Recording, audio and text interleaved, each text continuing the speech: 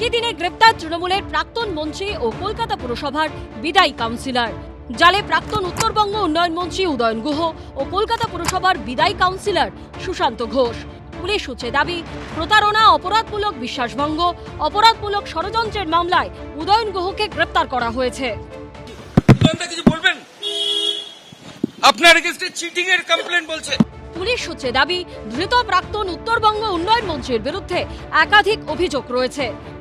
দিনহাটা শিশু মঙ্গল সমিতি, যেই সমিতির নাম করে উদয়ন গুহ দিনহাটা মহকুমা হাসপাতালে সেখানে শিশুদের জন্য একটি বিশেষ চিকিৎসা ব্যবস্থা চালু করার জন্য সেই টাকা তোলে এবং ব্যবসায়ীদের কাছ থেকে, সাধারণ মানুষের কাছ থেকে কোটি কোটি টাকা তোলা হয়, কিন্তু সেই কাজে সেই টাকা ব্যবহার না করে সেই টাকা ব্যক্তিগত কাজে ব্যবহার করেন এবং মানুষকে প্রতারণা করেন। বুধবার কলকাতার ফুলবাগানের বাড়ি থেকে উদয়ন গুহকে গ্রেপ্তার করে কোচবিহার পুলিশ। প্রথমে তাকে নিয়ে আসা হয় ফুলবাগান থানায়। সেখান থেকে প্রাক্তন উত্তরবঙ্গ উন্নয়ন মন্ত্রীকে নিয়ে কাকুরগাছি, কাদাপাড়ার পর বেলেঘাটা সহ একাধিক জায়গায় ঘুরিয়ে বাঙুরের একটি আবাসনে নিয়ে আসা হয়। বাঙুরের একটা আবাসনে নিয়ে আসা হয়েছে, সরাসরি সেই ছবি আমরা দেখাচ্ছি।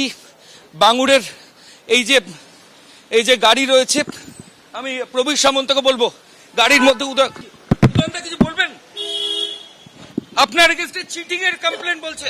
পুলিশ সূত্রে দাবি, প্রাক্তন উত্তরবঙ্গ উন্নয়ন মন্ত্রী উদয়ন গুহর বিরুদ্ধে আবাস যোজনার ঘর দেবার নামে কাটমানি নেবার অভিযোগ রয়েছে। পাশাপাশি স্বেচ্ছাসেবী সংস্থা শিশু মঙ্গল সমিতির নামে টাকা তোলার অভিযোগ রয়েছে তার বিরুদ্ধে। উদয়ন গুহ দিনহাটাতে শিশু মঙ্গল সমিতি নামে একটা উদ্যোগ নেন। তো তখন সেই উদ্যোগের মাধ্যমে দিনহাটার সব ব্যবসায়ী, সব চাকরিন্দার, সব শিক্ষকদের কাছ থেকে হাজার হাজার টাকা করে তোলা হয়। যারা বড় মাপের ব্যবসায়ী আছে তাদের কাছে কোটি কোটি টাকাও তোলা হয়। 30 থেকে 35 কোটি টাকা তোলা হয়েছে, তার 5% কাজ হয়নি। এর আগে 2021 সালে জাতীয় মানবাধিকার কমিশনের বিশেষ কমিটির দেওয়া কুখ্যাত দুষ্কৃতী তালিকায় ছিল উদয়ন গুহর নাম। কথায় আছে, পাপ বাপকেও ছাড়ে না। দিনহাটার সাধারণ মানুষকে যে লোকটা শান্তিতে থাকতে দেয়নি, দিনহাটার সাধারণ মানুষের জীবন যে বিষিয়ে তুলেছিল, তার নাম উদয়ন গুহ। আর সেই বাঘ আজকে বেড়াল হয়ে খাঁচাবন্দি। মেরিট নিয়ে আমি কোনো কথা বলবো না, টাইমিং নিয়ে অবশ্যই বলবো। একসঙ্গে যদি এতগুলো তৃণমূল নেতা কর্মীদের উপর কোনো আক্রমণ হতে থাকে বা গ্রেফতার হতে থাকে বা হয়রানি হতে থাকে, তো সেগুলো তো তাহলে একটা প্রশ্নচিহ্ন তুলে দিয়ে যাবে না। মামলা গ্রেফতার করে দিলে ওই দিকে ব্যস্ত করে দেয়া, ভয় পাইয়ে দেয়া, মহল তৈরি করা, মানে সংগঠনটাকে আবার আঘাত করা, সেই ধরনের একটা কোনো পরিকল্পনা। প্রাক্তন উত্তরবঙ্গ উন্নয়ন মন্ত্রী ও তৃণমূল বিধায়ক গ্রেপ্তার হতেই উচ্ছ্বাসের ছবি দেখা গেছে কোচবিহারে। মিষ্টি খেয়ে আবির খেললেন বিজেপির কর্মী সমর্থকরা। উপস্থিত ছিলেন দিনহাটার বিজেপি বিধায়কও। ওনার নামে অনেক মামলা আছে। এখন নতুন সরকার এসছে, উনি যা যা ক্রাইম করেছেন, যা যা অন্যায় করেছেন, সব ওনার বিরুদ্ধে, সবকিছুর বিরুদ্ধে ব্যবস্থা গ্রহণ হবে। উদয়ন গুহকে কলকাতা থেকে গ্রেপ্তারের পর কোচবিহারের উদ্দেশ্যে রওনা দেয় পুলিশ। মাঝখানে খাওয়া দাওয়ার জন্য কৃষ্ণনগরে থামে তারা। আপনাকে অ্যারেস্ট করলো কেন? আপনাকে অ্যারেস্ট করলো কেন? বাজির মামলা দিয়েছে আপনার বিরুদ্ধে উদয়নদা। চিটিংবাজি। তারপরেও কেন অ্যারেস্ট করলো আপনাকে? আপনাকে এখন কোথায় নিয়ে যাওয়া হচ্ছে? উদয়ন গুহর বাবা কমল গুহ কোচবিহারের দাপুটে বামপন্থী নেতা ছিলেন। তার নেতৃত্বে দিনহাটা ছিল ফরওয়ার্ড ব্লকের শক্ত ঘাঁটি। 8 বার এই কেন্দ্র থেকে বিধায়ক হয়েছিলেন কমল গুহ। উদয়ন গুহ বাবার হাত ধরে দিনহাটা থেকেই বামপন্থী রাজনীতি শুরু করেছিলেন, পরে যোগ দেন তৃণমূলে। রাজ্যের দুপ্রান্তে উত্তরবঙ্গে থেকে যখন প্রাক্তন উত্তরবঙ্গ উন্নয়ন মন্ত্রী উদয়ন গুহ অ্যারেস্ট হলেন, ঠিক দক্ষিণবঙ্গে সুশান্ত ঘোষ, কাউন্সিলর কলকাতা কর্পোরেশনের দাপুটে কাউন্সিলর অ্যারেস্ট হলেন। এই দুজনই ছিলেন উত্তরের ক্ষেত্রে, মানে যার বিরুদ্ধে প্রতিনিয়ত অভিযোগ ছিল বিরোধীদেরকে শাসন করার, দুর্নীতির, যার বিরুদ্ধে অত্যাচারের অভিযোগ ছিল। আর দক্ষিণে সুশান্ত ঘোষের বিরুদ্ধে অভিযোগ ছিল জলা জমি বুঝিয়ে একের পর এক নির্মাণে মদত দেওয়া, টাকা তোলার থেকে শুরু করে বিরোধীদেরকে মারধর করা। মানে কার্যত তার এলাকাটা মুক্তাঞ্চল ছিল সুশান্ত ঘোষের, যেমন করে দিনহাটাকে মুক্তাঞ্চল করে রেখেছিলেন প্রাক্তন উত্তরবঙ্গ উন্নয়ন মন্ত্রী উদয়ন গুহ। উদয়ন গুহ সেই ব্যক্তি যিনি একসময় বাম আমলে বামেদের ফরওয়ার্ড ব্লকের নেতা হিসাবে বাবা ছিলেন কমল গুহ। তিনি যেমন বাম আমলের নেতা হিসাবে তার বিরুদ্ধে অভিযোগ ছিল তৃণমূলের উপর অত্যাচার করার, রবীন্দ্রনাথ ঘোষদের মতো মানুষদের উপর অত্যাচার করার। আবার 2013 সালের পঞ্চায়েত নির্বাচনে একটি মার্ডারের মামলা, রতন বর্মন মার্ডার মামলা যখন তার বিরুদ্ধে আসলো পঞ্চায়েত নির্বাচনের সময়, তখন হঠাৎ করে তিনি ভোল বদল করে তিনি তৃণমূল কংগ্রেসের ফরওয়ার্ড ব্লক থেকে তৃণমূল কংগ্রেসে জয়েন করলেন। জয়েন করার সঙ্গে সঙ্গেই কিন্তু দাপুট শুরু করলেন। ফরওয়ার্ড ব্লকের অফিস দিনহাটা, সেই অফিস দখল নিলেন। আর তারপর কিন্তু উদয়ন গুহ শুরু হলো এক কার্যত বলা হয় লাগামহীন সন্ত্রাস। তিনি দিনহাটার বেতাব বাসা, আপনি কয়েকটা ফিগার দেখলেই বুঝতে পারবেন। 2021 সালের বিধানসভা নির্বাচনে পরাজিত হলেন। উপনির্বাচন 1,63,000 ভোটে জিতলেন। কোনো বুথে লোক নেই, ফাঁকা। আমাদের ক্যামেরা দেখা যাচ্ছে, ক্যামেরাতে ফাঁকা, কোনো বুথে লোক নেই। অথচ দিনের শেষে দেখা গেল সব ভোট পড়ে গেছে এবং উদয়ন গুহ 1,63,000 ভোটে জিতে গেলেন। এবার বুঝতে পারছেন তো উদয়ন গুহ কী ধরনের বাদশা ছিলেন। উদয়ন গুহ সেই বাদশা ছিলেন পুরসভা নির্বাচন কয়েক মাস পরে।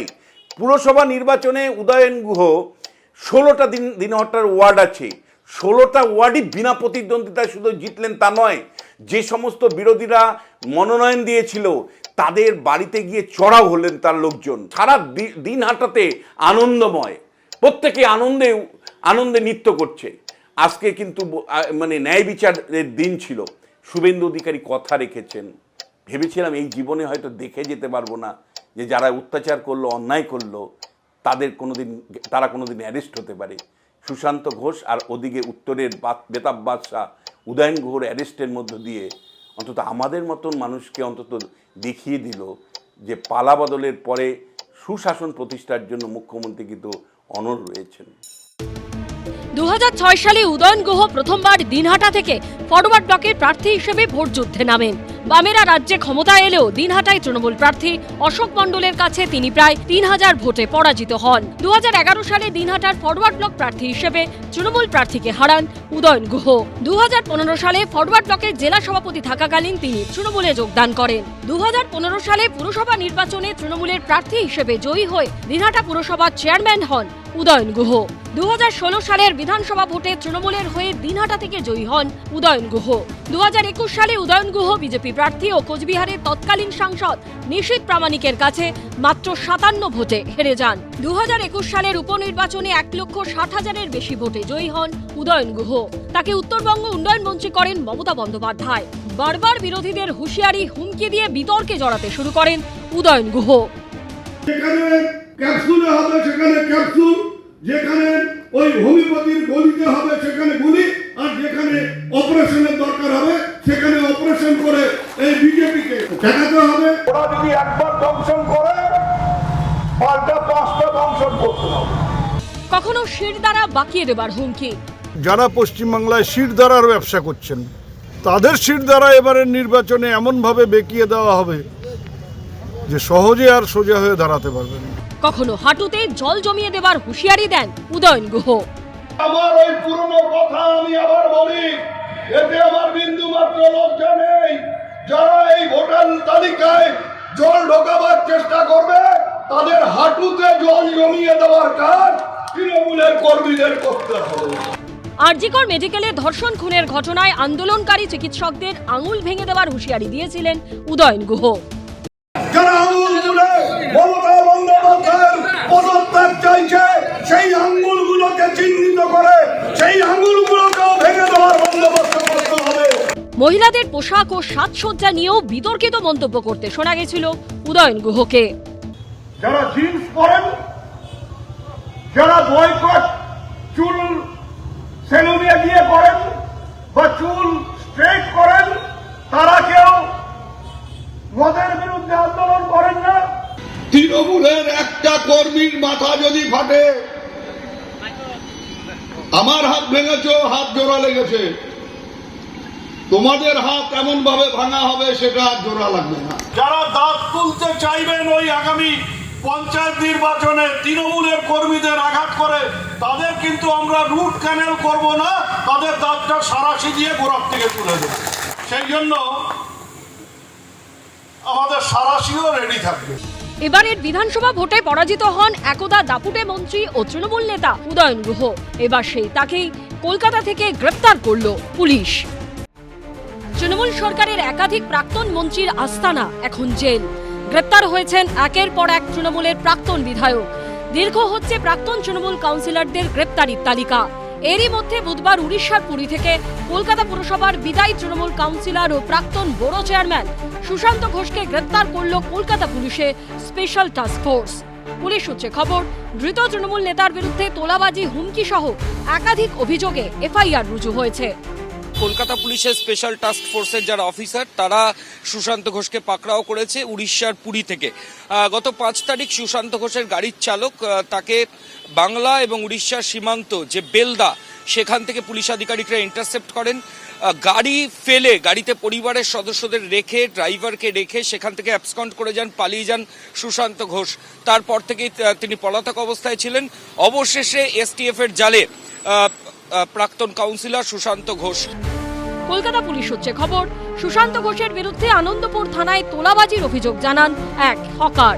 সুশান্ত ঘোষ কলকাতা পুরসভার যে ওয়ার্ডের কাউন্সিলর ছিলেন, অর্থাৎ 108 নম্বর ওয়ার্ডে রুবি হাসপাতালের পেছন দিকে রাস্তার দুধারে প্রথমে 300টি ও পরে 600টি অর্থাৎ মোট 900টি স্টল তৈরি করা হয়।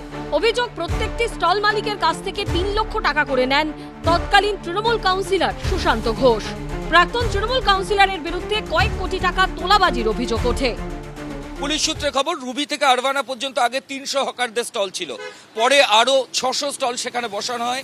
প্রত্যেক স্টল পিছু 3 লক্ষ টাকা করে নেওয়া হয়। শুধু তাই নয়, আগে যাদের স্টল বড় ছিল সেই বড় স্টল পুনরুদ্ধারের জন্য আরো 3 লক্ষ টাকা করে সেই ব্যবসায়ীদের দিতে হয় এবং এই হিউজ অ্যামাউন্টের টাকা কিন্তু সুশান্ত ঘোষের অ্যাকাউন্টে গেছিল বলে জানা যাচ্ছে। অভিযোগের প্রেক্ষিতে এফআইআর রুজু হয়। তারপরেই বেপাত্তা হয়ে যান সুশান্ত ঘোষ। চলতি মাসের 5 তারিখ বাংলা উড়িষ্যা সীমানার কাছাকাছি বেলদা থেকে সুশান্ত ঘোষের গাড়ির চালক সুজিত চৌধুরীকে গ্রেপ্তার করে পুলিশ। পুলিশ সূত্রে খবর, গাড়িতে পরিবারের সদস্যদের রেখেই চম্পট দেন তৃণমূলের প্রাক্তন কাউন্সিলর। তারপর থেকেই সুশান্ত ঘোষের কোনো খোঁজ মিলছিল না। গোপন সূত্রে খবর পেয়ে বুধবার পুরী থেকে তাকে গ্রেপ্তার করল পুলিশ। তৃণমূলে যারা কাউন্সিলর তারা বেশিরভাগটাই হচ্ছে দুর্নীতি পরায়ণ এবং এই এলাকায় যেখানে সুশান্ত ঘোষ মহাশয় থাকেন বা তার কাউন্সিলর, সেখানে কদিন আগেই আমরা বিভিন্ন বাড়ি, ইললিগাল বাড়ি ডেমোলিশ করেছি এবং সারা কলকাতা জুড়ে বিভিন্ন বিধায়ক, তাদের ছেলে, বিভিন্ন কাউন্সিলর তারা করে গেছে। সুতরাং বিভিন্ন টিএমসির বিধায়ক এবং কাউন্সিলর অ্যারেস্ট হচ্ছে, সেটা আইনের ব্যাপার। আমরা তদন্ত হোক এবং সেখানে যদি তিনি পেপার না দেখাতে পারেন তার দুর্নীতির যে কারণে হয়েছে, তাহলে তার গ্রেপ্তার হবে, শাস্তি হবে। যেহেতু মেরিটটা নিয়ে আমি আবার বলছি, যারা গ্রেপ্তার হচ্ছেন তাদের কেসের মেরিট নিয়ে আমি কোনো কথা বলবো না, তার কারণ আমি সেই কেসগুলো জানি না। কিন্তু টাইমিং আমি আবার বলছি যে দুটো উদ্দেশ্য, একটা হচ্ছে তৃণমূলকে ডিফেম করা, কনসার্ট নেতাদের মেলাইন করা, মানুষের মধ্যে একটা নেতিবাচক ধারণা তৈরি করা। সবচেয়ে বড় কথা, তৃণমূল যে সময়টা ঘুরে দাঁড়ানোর চেষ্টা করছে সেইখানটায় আঘাত করা, এগুলোর জন্যই মামলাগুলো ব্যবহার হচ্ছে একজনের উপর, এফেক্ট পড়ছে গিয়ে 10 জনের উপর। সেইখান থেকে ওরা পলিটিক্যাল মার্কেটিং করার চেষ্টা করছে। বিদায়ী তৃণমূল কাউন্সিলর সুশান্ত ঘোষের বিরুদ্ধে অভিযোগের তালিকা আরও দীর্ঘ। সূত্রের খবর, ইস্ট কলকাতা বিউটিফিকেশন বা পূর্ব কলকাতা সৌন্দর্যায়ন এই প্রজেক্টের নামে তোলাবাজি করতেন তৃণমূলের এই দাপুটে নেতা। অথচ সরকারের এরকম কোনো প্রজেক্টের নাকি অস্তিত্বই নেই। এই প্রজেক্টের নামেই রুবি হাসপাতালের পাশের রাস্তায় তৈরি করা হয়েছিল 900টি স্টল। সেখানে 6 ফুট 12 ফুট অর্থাৎ যত ফুটের স্টল সেই হিসেবে তোলা দিতে হতো সুশান্ত ঘোষকে। শুধু স্টলের জায়গা পিছু তোলাবাজিই নয়, অভিযোগ সুশান্ত ঘোষই ঠিক করে দিয়েছিলেন দোকানগুলি দেখতে হবে একই রকম। সেগুলো তৈরি করে দেওয়ার জন্য বরাদ্দ দেওয়া হয়েছিল তার ঘনিষ্ঠ লোকদের। স্টল মালিকদের অধিকাংশের দাবি, সেই সৌন্দর্যায়ন ও স্টল নির্মাণের জন্য দিতে হয়েছিল কয়েক গুণ বেশি টাকা। অভিযোগ, এই গোটা তোলাবাজি পর্বের দেখাশোনা করতেন সুশান্ত ঘোষের অত্যন্ত ঘনিষ্ঠ সুজিত কুমার ওরফে বচ্চন নামে এক যুব তৃণমূল নেতা। আনন্দপুর অঞ্চলের তৃণমূলের যুব সভাপতি ছিলেন তিনি। পুলিশ সূত্রে খবর, সুশান্ত ঘোষের অ্যাকাউন্টসের দায়িত্বে ছিলেন সুজিত কুমার ওরফে বচ্চন। তোলাবাজি আদায়ের হিসেব নিকেশ দেখতেন তিনি। গত 10ই জুন তাকে বিমানবন্দর থেকে গ্রেপ্তার করে পুলিশ। অভিযোগ, এলাকাবাসীকে ভয় দেখিয়ে তোলাবাজি করেন তিনি। ধৃত এই তৃণমূল নেতাকে লক্ষ্য করে ছোড়া হয় ডিম। 15 লাখ টাকা চাইছে আমার কাছে, আমি দিনই টাকা, 2 মাস পরে আমার 2টো বাড়ির জলের লাইনকে ছোট করে দিয়েছে। ভাবছি কি ভয়ে টাকা দিয়ে যায় নাকি, দিনই টাকা। 2 মাস পরে আমার একটা বাড়ির জমির 14খানা গাছ কেটে দিয়েছে। 2023 সালে বচ্চন ওরফে সুজিত কুমার সুশান্ত ঘোষের কাছে নিয়ে গিয়ে 21 জুলাই উপলক্ষে 2023 সালে লোক থাকার জন্য বড় প্যান্ডেল করেছিল। কোথায়? ওটা গীতাঞ্জলি স্টেডিয়ামে। সেই টাকা আজও কোনো দেয়নি, চাইলে হুমকি দেয়, টাকা দেবো না, ব্যবসা বন্ধ করে দেবো। পুলিশ সূত্রে খবর, তোলাবাজি কাণ্ডে জড়িত সুশান্ত ঘোষের গাড়ির চালক সুজিত চৌধুরীও। তার দায়িত্ব ছিল নগদ টাকা আদায়। সুশান্ত ঘোষের বিরুদ্ধে হুমকি, তোলাবাজির অভিযোগে এর আগে তার বাড়ির সামনে বিক্ষোভ দেখান স্থানীয় দোকানদাররা। তোলাবাজির পাশাপাশি তৃণমূলের শাসনকালে তার বিরুদ্ধে জমি ভরাটের অভিযোগও ওঠে। 2024 সালের 15ই নভেম্বর সুশান্ত ঘোষকে একেবারে সামনে থেকে গুলি করে খুনের চেষ্টা করা হয়। শেষ মুহূর্তে আগ্নেয়াস্ত্র থেকে গুলি না বেরোনোয় প্রাণে বেঁচে যান কাউন্সিলর। ভেরির জমির দখলদারি নিয়ে লড়াইয়ের জেরেই সেই হামলা হয়েছিল বলে অভিযোগ সামনে আসে। এরপর গুলশান কলোনিতে দুষ্কৃতী তাণ্ডবের ঘটনায় মাস্টার মাইন্ড হিসেবে যে ফিরোজ খান ওরফে মিনি ফিরোজের নাম উঠে আসে, তার মুখেও শোনা যায় তৎকালীন কাউন্সিলর সুশান্ত ঘোষের নাম। और कस्बा थाना में जाके पता करे कि शांतो कुमार घोष का नाम से कितना कंप्लेन है। ठीक है, वो जो पार्टी में है वही पार्टी का एक लेडीज़ काउंसलर को परेशान किया हुआ है, बहुत बड़ा क्रिमिनल है। तो फिर काउंसलर हमसे हेल्प क्यों लिया इलेक्शन में, सब जानता है, मेरे पास फोटो भी है, अपना बगल में बैठाया वो। এরই মধ্যে রাজ্যে রাজনৈতিক পালাবদলের পর গত 27শে মে কলকাতা পুরসভার 12 নম্বর বড় চেয়ারম্যানের পদ থেকে ইস্তফা দেন সুশান্ত ঘোষ। এরপর সেই তাকেই পুরী থেকে গ্রেফতার করল পুলিশ। ভালো তৃণমূল হতে পারেন, খারাপ তৃণমূল হতে পারেন, মাঝামাঝি তৃণমূল হতে পারেন, আইন তো আইনের পথে চলবে। আপনি ভালো তৃণমূল হন, আপনি নেপালে পালিয়ে যান, আপনি রিজাইন করে দিন, আপনি যদি দুর্নীতি করে থাকেন, সুশান্ত ঘোষ বলুন, সুজিত বোস বলুন, আমাদের আর যারা যারা দ্য লিস্ট ইজ লং, যারা যারা অ্যারেস্টেড হয়েছেন, কেউ ছাড়া পাবেন না। রাজ্যে সরকার বদলের পর এই নিয়ে 4 জন প্রাক্তন মন্ত্রীকে গ্রেফতার করা হলো। প্রাক্তন দমকল মন্ত্রী সুজিত বসু, প্রাক্তন পরিবহন প্রতিমন্ত্রী দিলীপ মণ্ডল, প্রাক্তন কারামন্ত্রী উজ্জ্বল বিশ্বাসের পর এবার গ্রেফতার হলেন প্রাক্তন উত্তরবঙ্গ উন্নয়ন মন্ত্রী উদয়ন গুহ। ইতিমধ্যে উদয়ন গুহকে গ্রেপ্তার করা হয়েছে এবং আগামীকাল তাকে দিনহাটা মহকুমা আদালতে তোলা হবে, এমনটাই জানা যাচ্ছে। গত 11ই মে পুর নিয়োগ দুর্নীতি মামলায় ইডির হাতে গ্রেফতার হন প্রাক্তন দমকল মন্ত্রী সুজিত বসু। রাজ্যে তৃণমূল হারলেও দক্ষিণ 24 পরগনার বিষ্ণুপুর আসনে প্রায় 37,000 ভোটে জেতেন রাজ্যের প্রাক্তন পরিবহন প্রতিমন্ত্রী ও তৃণমূল বিধায়ক দিলীপ মণ্ডল। এরপরই তার গলায় শোনা যায় হুঁশিয়ারি। যার দিকে তাকাই সে বেশিক্ষণ থাকতে পারে না। আজকের এই গেঞ্জি পড়েছি কেন? যতক্ষণ না এদের টাইট দেবো ততক্ষণ এই পাঞ্জামা পরে যখন ফিল্ডে নামবো এইভাবেই আসবো। এরপরই বিষ্ণুপুরের তৃণমূল বিধায়ক ও রাজ্যের প্রাক্তন মন্ত্রীর বিরুদ্ধে 2টি জামিন অযোগ্য ধারা সহ মোট 4টি ধারায় মামলা রুজু করা হয়। গ্রেফতারি এড়াতে এলাকা ছাড়েন দিলীপ মণ্ডল, কিন্তু সামনে আসে তৃণমূল বিধায়কের বিশাল এই বাগান বাড়ি। ভিতরে সুইমিং পুল, পুকুর, বিশাল লন, বাগানে সাজানো নানা মডেল, ক্লাসরুম, সঙ্গে দামি গাড়ি। কি নেই সেখানে? কিভাবে পুলিশকে এড়িয়ে তিনি পালিয়েছিলেন সেই সিসিটিভি ফুটেজও সামনে আসে, কিন্তু শেষ রক্ষা হয়নি। গত 27শে মে ওড়িশার পুরী থেকে গ্রেফতার করা হয় দিলীপ মণ্ডলকে। 9 জুন ত্রাণ সামগ্রী অবৈধভাবে মজুতের অভিযোগে তৃণমূল জমানার কারামন্ত্রী উজ্জ্বল বিশ্বাসকে গ্রেফতার করে পুলিশ। একদিকে কর্মী সমর্থক যারা ভোটে খেটেছেন, এজেন্ট ছিলেন ভোটে বা গণনায়, তাদের উপর আক্রমণ, ঘরদোর ভাঙচুর, ঘর ছাড়া, চাকরিতে জয়েন করতে দেওয়া হচ্ছে না, একটা ওই ধরনের। তারপর বেছে বেছে হচ্ছে পুলিশি হয়রানি, গ্রেফতার, এবং বহু ক্ষেত্রে পুরনো বহু মামলায় এবং নতুন করে নাম জুড়ে জুড়ে জুড়ে জুড়ে গ্রেফতার করা হচ্ছে। এটা কিন্তু আমি আবার বলছি, আমি এই যে মামলাগুলো, কার কি অভিযোগ, আমি মামলার মেরিট নিয়ে কোনো মন্তব্য করব না, কারণ এটা সবটাকে এক বন্ধনীতে আনা যায় না।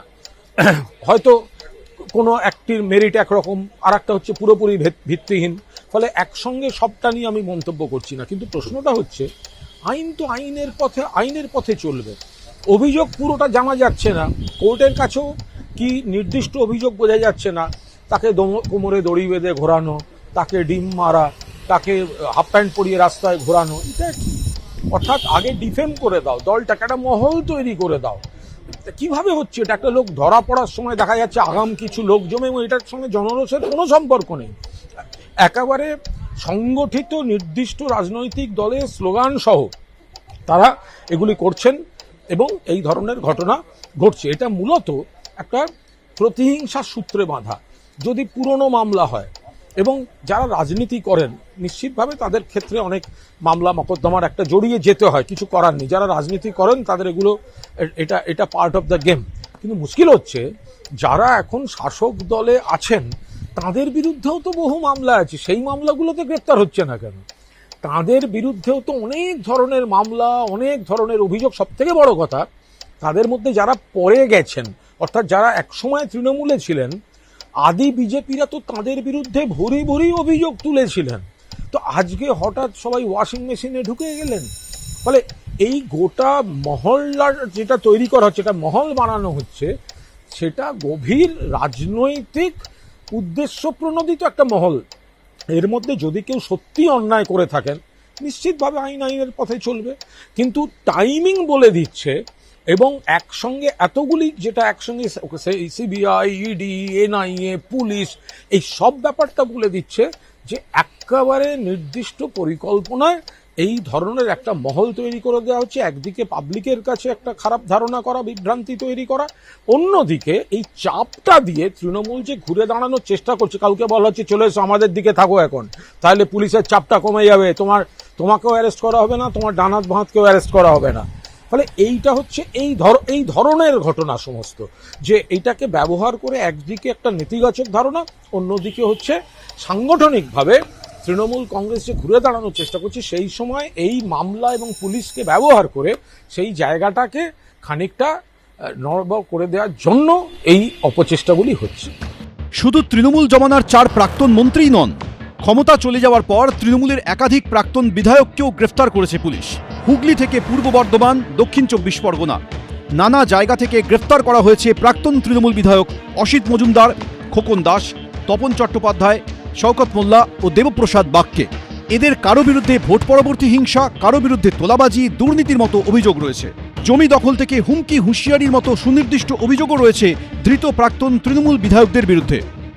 যদি সভ্য সরকার এখানে থাকতো, উদয়ন গুহর মতো অসভ্য লোক এখন জেলে থাকতো। যে কাজটা তৃণমূল সরকার বা মমতা ব্যানার্জির সরকার করেনি, সেই কাজটা আমাদের করতে হচ্ছে। কোটি কোটি টাকার দুর্নীতি, আর সেই দুর্নীতিতে সুশান্ত ঘোষ সহ বাকিরাও গ্রেপ্তার হয়েছে। ইতিমধ্যে মানুষ ভুইয়া পলাতক। অতএব একটাও কোনো নেতা এমন নেই যে যার বিরুদ্ধে চুরির বা যার বিরুদ্ধে এই জাতীয় স্বেচ্ছাতন্ত্রের অভিযোগ নেই। অতএব প্রত্যেকটা তৃণমূল কংগ্রেসের নেতা এই চুরির প্রেরণা পেলেন মমতা ব্যানার্জি এবং অভিষেক ব্যানার্জির কাছ থেকে। কারণ তারা প্রেশারাইজ করত যে তাদেরকে কাটমানির ভাগ দিতে হবে, এত টাকা দিতে হবে। আর সেই কারণে কচু গাছ কাটতে কাটতে গোটা তৃণমূলটা ডাকাত হয়ে দাঁড়িয়েছে। অতএব আমি মনে করি যতই সততার মুখোশ পড়ুক, মমতা ব্যানার্জি আজকে কলঙ্কিতা। তারই পার্টির নেতা আজকে কুণাল ঘোষ পাশে হাঁটছেন। ইনি বলেছিলেন ডাকাত রানী, সব পয়সার ভাগ নিয়েছেন মমতা ব্যানার্জি। এগুলো আমাদের কথা নয়, এগুলো কুণাল ঘোষের কথা, তৃণমূলের অন্যান্য নেতাদের কথা। সেই কারণে আমরা মনে করি যে এই তৃণমূল কংগ্রেসের গোটাটা তোলাবাজি, কাটমানি আর সন্ত্রাসবাদের সাথে যুক্ত।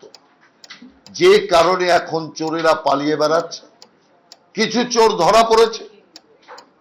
এই যে আপনার উদয়ন গুহ, কমল গুহর পুত্র, কি জাতীয় কথাবার্তা বলতেন, সন্ত্রাস ছড়ানোর জন্য একটার পর একটা হিংসাত্মক কথা এই রাজ্যের মধ্যে ছড়িয়েছে।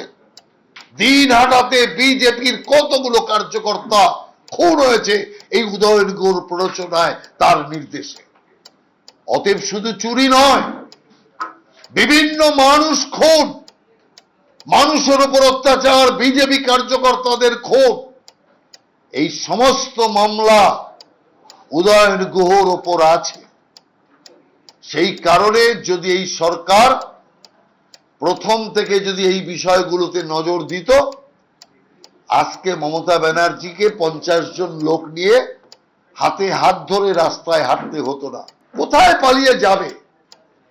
কারণ সারা দেশে বিজেপির শাসন, রাজ্যে রাজ্যে বিজেপির শাসন, এই রাজ্যে বিজেপির শাসন, পালানোর কোনো জায়গা নেই, লুকানোর কোনো জায়গা নেই।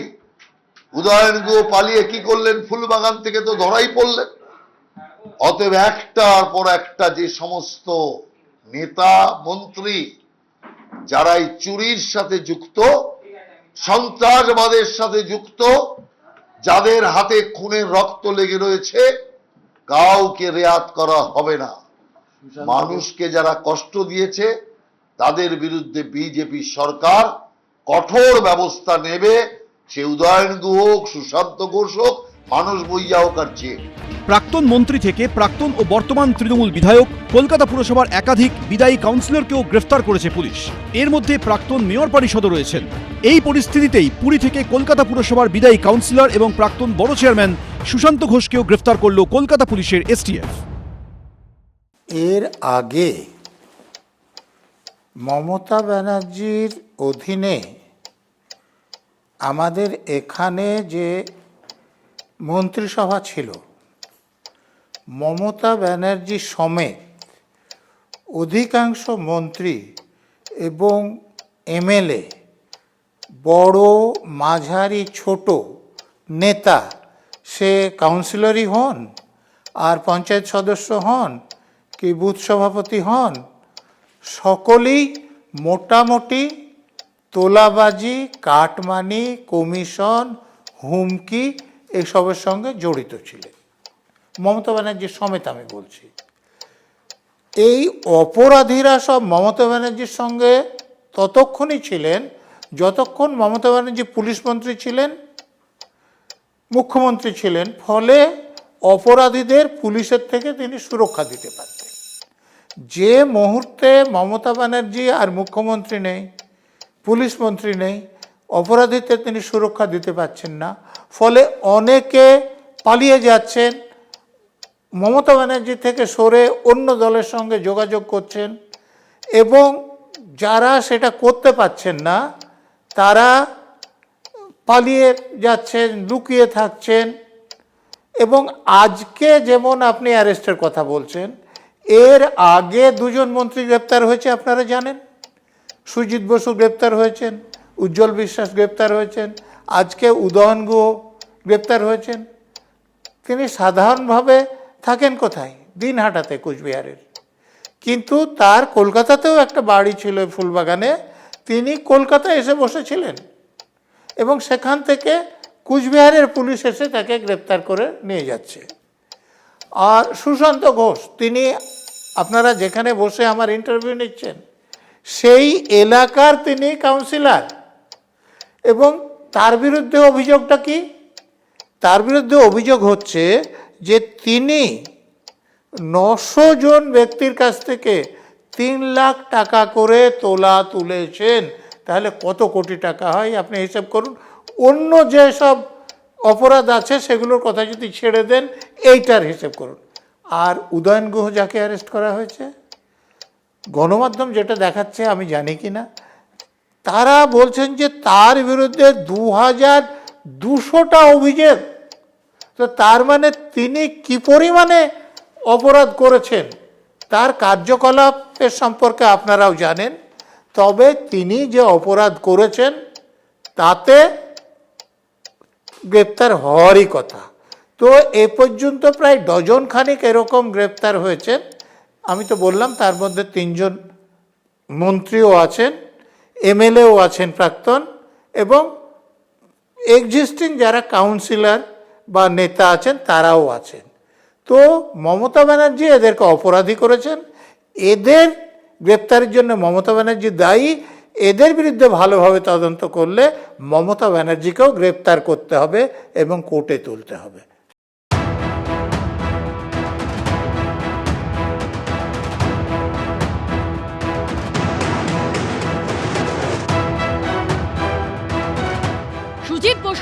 উদয়ন গুহ, দিলীপ মণ্ডল ও উজ্জ্বল বিশ্বাস।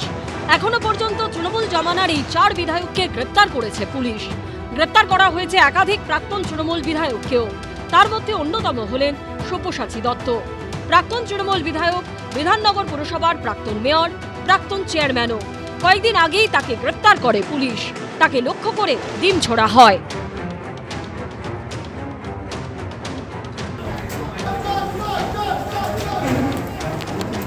গত কয়েকদিন ধরেই সব্যসাচী দত্তকে সঙ্গে নিয়ে বিভিন্ন জায়গায় তল্লাশি শুরু করে পুলিশ। সব্যসাচী দত্তর কোটি কোটি টাকা ও প্রচুর সোনার হদিশ মিলেছে বলে বুধবার বিধাননগর মহকুমা আদালতে দাবি করেন সরকারি আইনজীবী।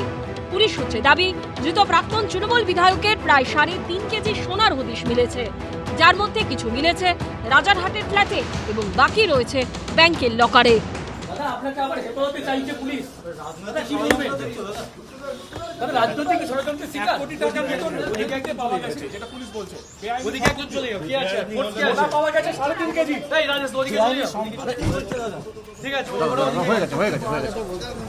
বুধবার শুনানিতে সরকারি আইনজীবী বলেন, ধৃতের কাছে যে বিপুল পরিমাণ সোনার হদিশ মিলেছে তার কিছু পাওয়া গেলেও পুরো সোনা এখনো বাজেয়াপ্ত করা যায়নি। তোলাবাজির টাকা দিয়েই ওই সোনা কেনা হয়েছে। তিনি বলেন, সব্যসাচী দত্ত অত্যন্ত প্রভাবশালী ব্যক্তি, তাকে আরও জেরা করা প্রয়োজন। ধৃতকে ফের 6 দিনের জন্য পুলিশ হেফাজতে পাঠানো হোক। এর বিরোধিতা করে সব্যসাচী দত্তর আইনজীবী বলেন, আরও 6 দিনের পুলিশ হেফাজত চাওয়ার যৌক্তিকতা কি? আমার মক্কেল তো সব রকম ভাবেই তদন্তে সহযোগিতা করছেন, যে কোনো শর্তে জামিন দেওয়া হোক। সরকারি আইনজীবী বলেন, সব্যসাচী দত্তর কয়েকটি সম্পত্তি ও একটি গাড়ি বাজেয়াপ্ত করা হয়েছে। আরও গাড়ি ও সম্পত্তি কেনার প্রমাণ পাওয়া গেলেও সেগুলি বাজেয়াপ্ত করা যায়নি। তাই এই বিষয়ে তাকে হেফাজতে নিয়ে জেরা করা দরকার। পুলিশ জানতে চাইছে যে এই যে সোনা, এই 3.5 কেজি সোনার পাশাপাশি আরও সোনা কোথাও না কোথাও রয়েছে, তার রসিদ কিন্তু ইতিমধ্যে তদন্তকারীদের হাতে এসেছে। গত রবিবার রাজারহাটের ফ্ল্যাটে অভিযান চালিয়ে তাই সেই সোনা উদ্ধারের জন্য এবং তার যে আরও নামে ও বেনামে প্রপার্টির সন্ধান মিলেছে সেগুলোকেও রিকভারি করার জন্য বা বাজেয়াপ্ত করার জন্যই কাস্টাডি প্রয়োজন বলে আজকে কিন্তু পুলিশের তরফে 6 দিনের পুলিশ কাস্টাডি চাওয়া হয়েছে। আমাদের বক্তব্য ছিল যে উনি জনপ্রতিনিধি ছিলেন, ওনার অন্য কোনো আয়ের সূত্র নেই। সেখানে 5খানা ব্যাংক অ্যাকাউন্ট সিজ হয়েছে, একটা জয়েন্ট অ্যাকাউন্ট ওনার স্ত্রীর সঙ্গে, তাতে কোটি টাকার ওপরে টাকা পাওয়া গেছে, বা সোনা যেগুলো রিকভারি হয়েছে, 2খানা গাড়ি হয়েছে সিজ। তাহলে আয়ের সূত্রটা কি? ওনারা বলছেন যে সুপার ইনফ্লুয়েন্সিয়াল লিখেছে পুলিশ। তো সুপার ইনফ্লুয়েন্সিয়ালের ক্যাটাগরি কেন হয়? কেন এক্সট্রাঅর্ডিনারি ইনফ্লুয়েন্সিয়াল হয়? নিশ্চয়ই হয়। সল্টলেকের এক ব্যবসায়ীর কাছ থেকে 1 কোটি টাকার বেশি তোলাবাজির অভিযোগ উঠেছে সব্যসাচী দত্তের বিরুদ্ধে। তার অভিযোগের ভিত্তিতেই গ্রেপ্তার করা হয়েছে বিধাননগর পুরসভার প্রাক্তন চেয়ারম্যানকে। আমার কাছে উনি এই 2.5 লক্ষ টাকার পরে 1 কোটি টাকা ওনার রোজ বায়না ছিল। বাড়ি করতে গেলে টাকা দিতে হবে, বাড়ি ভাঙতে গেলে টাকা দিতে হবে, কিনতে গেলে টাকা দিতে হবে, বেচতে গেলে টাকা দিতে হবে, না দিলে মারবে। 1 টাকা যদি আমাকে কোনোদিন দিয়ে থাকে, প্রমাণ করতে পারে, আমাকে ফাঁসি কাটে দিয়ে দিক, আমি রাজি আছি। পুরোটাই ফলস ফেব্রিকেটেড। তোলাবাজি কাণ্ডে প্রাক্তন তৃণমূল বিধায়ক সব্যসাচী দত্ত গ্রেপ্তার হতেই খুলে গেছে প্যান্ডোরার বাক্স। বেরিয়ে আসছে একের পর এক অভিযোগ। ইতিমধ্যে একাধিক অডিও সামনে এনেছেন অভিযোগকারী। সব্যসাচী দত্ত, হ্যাঁ দাদা বলুন।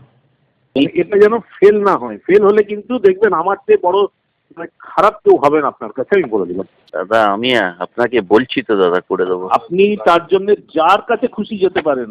হাজব্যান্ড কেন, আপনি মমতা ব্যানার্জিকে বললেও আমার কিছু না, কেন তিনি জানেন না। বুধবার শুনানিতে সরকারি আইনজীবী বলেন, কিছু অডিও ভিডিও ক্লিপ পাওয়া গেছে যেখানে টাকা চেয়ে হুমকি দেওয়া হচ্ছে। বলা হচ্ছে না দিলে বিপদ হবে। এই ঘটনায় আরো 5-6 জন জড়িত, যারা সব্যসাচীর হয়ে তোলাবাজির টাকা তুলতেন। জামিনের আবেদন খারিজ করে পুলিশ হেফাজত দেওয়া হোক। পুলিশ সূত্রে খবর, ধৃত তৃণমূল নেতা সব্যসাচী দত্তর 5টি ব্যাংক অ্যাকাউন্ট ফ্রিজ করা হয়েছে। এফডি সহ সেখানে জমা রয়েছে 3,70,00,000 টাকা।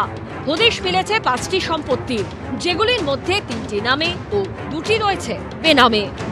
পুলিশ সূত্রে যেটা জানা যাচ্ছে যে তাকে জিজ্ঞাসাবাদ করে তার বিপুল সম্পত্তির হদিশ মিলেছে, যার মধ্যে বাজেয়াপ্ত করা হয়েছে এই যে একটি গাড়ি, যেটি সব্যসাচী দত্ত যখন বিধাননগর মিউনিসিপ্যালিটির চেয়ারম্যান ছিলেন সেই সময় এই গাড়িটি ব্যবহার করতেন। পরিষ্কারভাবে এখানে লেখা রয়েছে যে ডেট অফ ইস্যু 18/5/2022 এবং ভ্যালিড আপ টু 31/5/2023, অর্থাৎ যে সময়টুকুতে তিনি এখানকার চেয়ারম্যান হিসেবে ছিলেন সেই সময় থেকে এই গাড়িটি কিন্তু ব্যবহার করা হচ্ছে। গত রবিবার রাজারহাটের যে বহুতল আবাসনে অভিযান চালানো হয় সেখানে এই গাড়িটি পার্কিং ছিল, সেখান থেকে গাড়িটিকে বাজেয়াপ্ত করা হয়েছে। সল্টলেকের এক নেতা কিলো কিলো সোনা কিনছে, কোটি কোটি টাকা তার বাড়ির থেকে উদ্ধার হচ্ছে। অতএব কিভাবে মানুষের উন্নয়নের টাকা, মানুষের কাছ থেকে জোর করা আদায় করা টাকা, সেই টাকা এখন উদ্ধার হয়ে এটা প্রমাণ হচ্ছে যে কত বড় চৌর্যবৃত্তির রাজত্ব এখানে মমতা ব্যানার্জি কায়েম করেছিল। কি কি মেরিট, কি রিকভারি, কি সিজার, যেগুলো বিন্দু বিসর্গ জানি না। আমার মনে হয় সব্যসাচী বা তাঁর যে আইনজীবীরা আছেন তারা নিশ্চয়ই আদালতে সেগুলো তার পক্ষে যেগুলো বলার বা যেগুলো এজেন্সি বলছে তার বিরোধিতা যেগুলো করা নিশ্চিতভাবে সব্যসাচী বা তার আইনজীবীরা করছেন। পুলিশ সূত্রে দাবি, রাজারহাটে যে ফ্ল্যাটে সব্যসাচী দত্ত থাকেন সেই বহুতলের 10 তলায় বেনামে নামে কেনা একটি ফ্ল্যাটের হদিশ মিলেছে। তদন্তকারীদের অনুমান আরও সম্পত্তির হদিশ মিলতে পারে। এবার বারাসাত থেকে তৃণমূলের হয়ে ভোটে লড়েন সব্যসাচী দত্ত। বিজেপির কাছে পরাজিত হন তিনি। সব্যসাচী দত্তর পুলিশ হেফাজতের মেয়াদ আরও 6 দিন বাড়ানোর নির্দেশ দেন বিচারক। আমি বলছি ঠিক কিভাবে চাপ আসতো, কি বলা হতো আপনাকে? এই তো মানে আমি বলছি যে মুম্বাইতে শুনেছি আমরা যে এক্সটর্শনের ইয়েটা থাকে যে প্রোটেকশন মানি, কোট আনকোট পরিভাষা। তো এই ক্ষেত্রে মানে ঠিক কি বলা হতো, কেন আপনি এই বিপুল টাকা দিতে বাধ্য হলেন? সুমনবাবু, আমি ওনার কাছে, উনি আমাদের বিধাননগরের মেয়র ছিলেন 2018 এবং নিউ টাউনের বিধায়ক ছিলেন, উনি সুপ্রিম পাওয়ার বিধাননগরের। আমি ওনাকে সেভাবে চিনতামও না। আমি একদিন কোনো কারণে ওনার একটা ফোন পেলাম, সেটা হচ্ছে 2রা ফেব্রুয়ারি 2018, প্রথম ফার্স্ট ফোন 10:30টার সময়। আমি সব্যসাচী দত্ত বলছি, মেয়র। তা আমি তার কথা শুনলাম। শোনার পরে প্রথম তার বিদ্যুৎ গাঙ্গুলি বলে একটা লোককে বলল 2,30,000 টাকা দেওয়ার জন্য, তার ত্রিপুরায় একটা কোনো নির্বাচনের কাজ আছে। আচ্ছা। আমি বললাম, দাদা আমি এটা পারবো, আমি দিলাম। তার 2 দিন পর 6 তারিখে ওনার ফোন এলো, আমি সব্যসাচী দত্ত বলছি, আপনাকে 1 কোটি টাকা পেমেন্ট দিতে হবে, আপনি আমার টাকাটার ব্যবস্থা করুন। আমি বললাম, দাদা আমি সোনা দানা বেচে আমি কোথা থেকে আমি এত টাকা পাবো, আমি এটা সাধারণ ব্যবসায়ী। তো উনি আমাকে বললেন, আমি কোনো কিছু জানি না, তৎকালীন মুখ্যমন্ত্রী মমতা বন্দ্যোপাধ্যায় কিছু আপনাকে করতে পারবে না, কারোর ক্ষমতা নেই, আমি যা বলছি তাই করুন, নালে আপনার বাড়ির কাছে দেখুন আমার লোক দাঁড়িয়ে আছে, নালে আপনার অফিসের কাছে দেখুন আমার লোক দাঁড়িয়ে আছে। আর যেসব ভাষা বলছেন আমি সেগুলো এখানে বলতে পারছি না। লোকে আজকে আপনাকে ডিম মারছে, কেন মারছে? আমি মারছি? টমেটো মারছে, গোবর মারছে, কেন? আপনি তাদের কষ্ট দিয়েছেন। তার ওয়ার্ড অফিসটা টর্চারিং চেম্বার ছিল। CF 328 চেক করে দেখুন ওই বাড়িটা কিভাবে দখল করেছে। সব্যসাচী বাবু, অমিতাভ দত্ত তার চঞ্চল, তার লোক সাকরেত, একটা বাড়ি ঠিক বিধাননগর থানার উল্টো দিকে CF 328, সেই বাড়িটি উনি দখল করে রেখেছেন।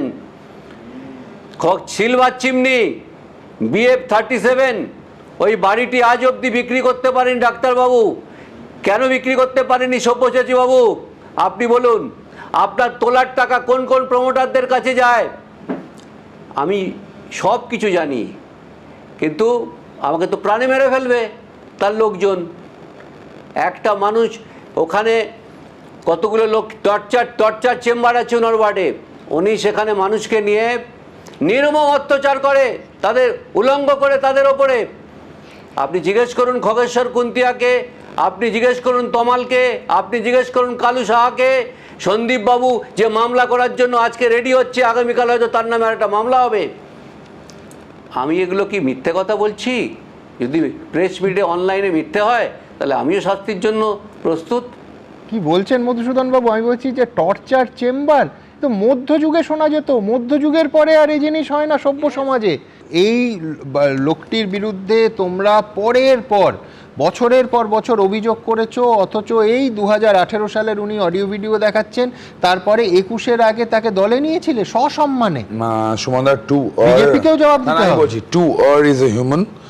এবার যার জয়েন করিয়েছিল, যার হাত দিয়ে জয়েন করেছিল, উত্তরটা তার দেওয়াটা মনে হয় ভালো। দুটো জিনিস বলার আছে এখানে, এই ব্যাপারটা না ন্যাশনাল না, এটা ইন্টারন্যাশনাল। বাংলায় যা কিছু হয় আন্তর্জাতিক হয়। আগস্ট 2016 বা জুলাই 2016 তৎকালীন বাংলাদেশের প্রধানমন্ত্রী শেখ হাসিনা মমতা বন্দ্যোপাধ্যায়কে ফোন করেন, ফোন করে বলেন ওখানে আমাদের কিছু লোকজন আছে, সেখানে আপনাদের সিন্ডিকেট প্রচুর ঝামেলা করছে। তো মমতা বন্দ্যোপাধ্যায় আমার মনে আছে কভার স্টোরি হয়েছিল একাধিক, তখন আমাদের এক্স্যাক্টলি ক্র্যাকডাউন হয়, 49 জন ফার্স্ট অ্যারেস্ট হয়। 49 জনের মানে অনিন্দ্য চ্যাটার্জি তৃণমূল কাউন্সিলর, একজন মুম্বাই বেসড একজন ব্যবসায়ীর কাছ থেকে সে তার দোকান করছিল, সে অ্যারেস্ট হয়। এর আরও ব্যাকড্রপ আছে, ব্যাকড্রপ হচ্ছে 2015 বিএমসি ইলেকশন, যেখানে ওই সাংবাদিক পেটানোর ইতিহাসে একদম স্বর্ণাক্ষরে লেখা থাকবে। তারপর একটা স্টিং অপারেশন হয়েছিল। স্টিংয়ে যখন জিজ্ঞেস করা হয়েছিল সব্যসাচী বাবুকে, হ্যাঁ ভদ্রতা খাতিরে সব্যসাচী বাবুই বলছি, যে সিন্ডিকেট নিয়ে আপনার মতামত কি, তিনি বললেন 300 কোটি টাকা তৃণমূলকে 2016 নির্বাচনে দিতে হয়েছে, ছেলেরা টাকা তুলবে না। আমি বলছি 300 কোটি টাকা দিতে হয়েছে, এখানে কি দোলাসনের সেই 25-75 হিসাবটা মেনটেন হতো কিনা আমি জানি না। তো this is a big thing. এই সিন্ডিকেটরা আমরা বাইরে থেকে দেখতাম, বাইরে থেকে জানতাম, বিধায়ক হওয়ার পর আমি বুঝতে পারছি সিন্ডিকেটের রুটটা কোথায়, সিন্ডিকেট কিভাবে চলে, কি সিস্টেমে চলে। মানে দাদা এত ডেঞ্জারাস সিচুয়েশন আমি বলছি, মানে সিন্ডিকেট যেভাবে চলে দাদা পরিষ্কার বলতে পারি, প্রত্যেকটা ফ্ল্যাটের প্রাইস না 200 থেকে 300 টাকা পার স্কোয়ার ফিট কম হতে পারে, সাধারণ মধ্যবিত্ত টাকা বাঁচতে পারে। এই 200 থেকে 300 টাকা কোথায় যায়? যায় সিন্ডিকেটের পকেটে। এই যে তৃণমূলের যারা নেতা মন্ত্রী ছিলেন, তা আমি যেহেতু সিপিএমের সঙ্গে আমার বিরোধ ছিল এবং সিপিএমের এমএলএ এবং এমপি ছেলেকে আমি অ্যারেস্ট করেছিলাম, তারা অনেকে আমার অফিসে যেতেন। তো তাদের একজন মন্ত্রী হওয়ার পর আমি বিকাশ ভবনে একটা কাজে গিয়েছিলাম, তো তিনি আমাকে নিয়ে তার ঘরে নিয়ে যান, তখন তিনি মন্ত্রী। তো তারপরে তিনি জিজ্ঞেস করেন যে মমতা ব্যানার্জি তো আপনাকে ফোন করে দিল্লিতে নিয়ে গিয়েছিলেন, তো মমতা ব্যানার্জির সঙ্গে আপনার বিরোধ হলো কেন? আমি তখন বললাম যে উনি নিজে তো ঘুষ আদায় করছিলেন, কিন্তু সেই ঘুষ আদায় করার জন্য আমার নাম ব্যবহার করছিলেন। তিনি কিন্তু এটা অস্বীকার করলেন না, তিনি বললেন যে দেখুন পার্টি চালাতে গেলে তো টাকা লাগে। আমি বললাম টাকা লাগে আপনি করুন, আমি অসৎ হব না। তিনি আর কোনো কথা বলতে পারেননি। অনির্বাণ, না নজরুলদার ব্যক্তিগত কি অভিজ্ঞতার বিষয়ে তো বলতে পারবো না, তবে উনি বলে আমি বলছি যে তৃণমূল এই লোকটিকে যখন বিজেপিতে গেছিল তখন তৃণমূলের আমি আর্কাইভ থেকে তোমায় দেখাতে পারি, একেবারে সিন্ডিকেট চালাতো, তোলাবাজ কি না বলেছে, আবার ফেরত আসার পরে স্বমহিমায় মুকুটহীন রাজা। বিধাননগর নিউ টাউনে তৃণমূলের রাজনৈতিক অন্যায় হয়ে থাকলে আমি মেনে নিলাম, কিন্তু আপনি আমাকে বলুন, যদিও তরুণ আমি হয়তো বলে দেবে যে বলেছিল তাকে বলো, শ্রমিক ভট্টাচার্য তো প্রেস কনফারেন্স করে শুভেন্দু অধিকারীকে চোর বলেছিল, আজকে তো তাকেই মুখ্যমন্ত্রী করতে হয়েছে। আজকে তাহলে তরুণ বিধায়ক হিসেবে কি মুখ্যমন্ত্রীকে অস্বীকার করবে, তা বিজেপি নেতা হিসেবে রাজ্য সভাপতিকে অস্বীকার করবে? আরে না না, প্রেস কনফারেন্স করে যে চোরটা বলেছিল কে ঠিক বলেছিল? মমতা বন্দ্যোপাধ্যায় কি প্রেস কনফারেন্স করে শ্রমিক ভট্টাচার্য চোর বলেছিল, শ্রমিক ভট্টাচার্য চোর বলে কি বলেছিল? শ্রমিক ভট্টাচার্য চোর বলে ঠিক বলেছিল না? উইথ মাচ ফ্যানফেয়ার তৃণমূল বলেছিল আমরা এখানে ইনভেস্টমেন্ট আনবো। কেন ইনভেস্টমেন্ট আসেনি বোঝা যাচ্ছে?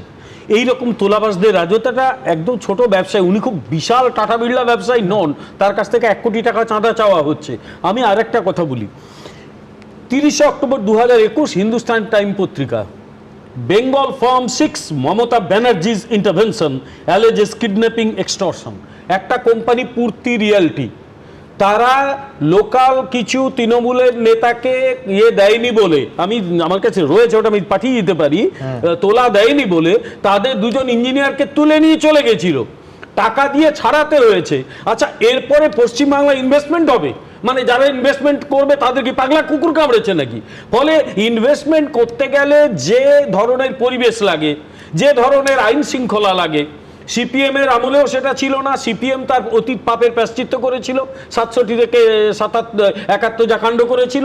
আর তৃণমূল কংগ্রেস অনেক কথা দেওয়ার পরেও তার অনেক বেশি তোলাবাজি করেছিল, ফলে এখানে শিল্প হয়নি। 2021-এর 7ই অক্টোবর সেদিন বোধহয় শপথ গ্রহণ ছিল, মমতা বন্দ্যোপাধ্যায় সেদিন বললেন অন ক্যামেরা যে আমি সব্যসাচী দত্তকে আজই ওকে দলে নিতে বলেছি।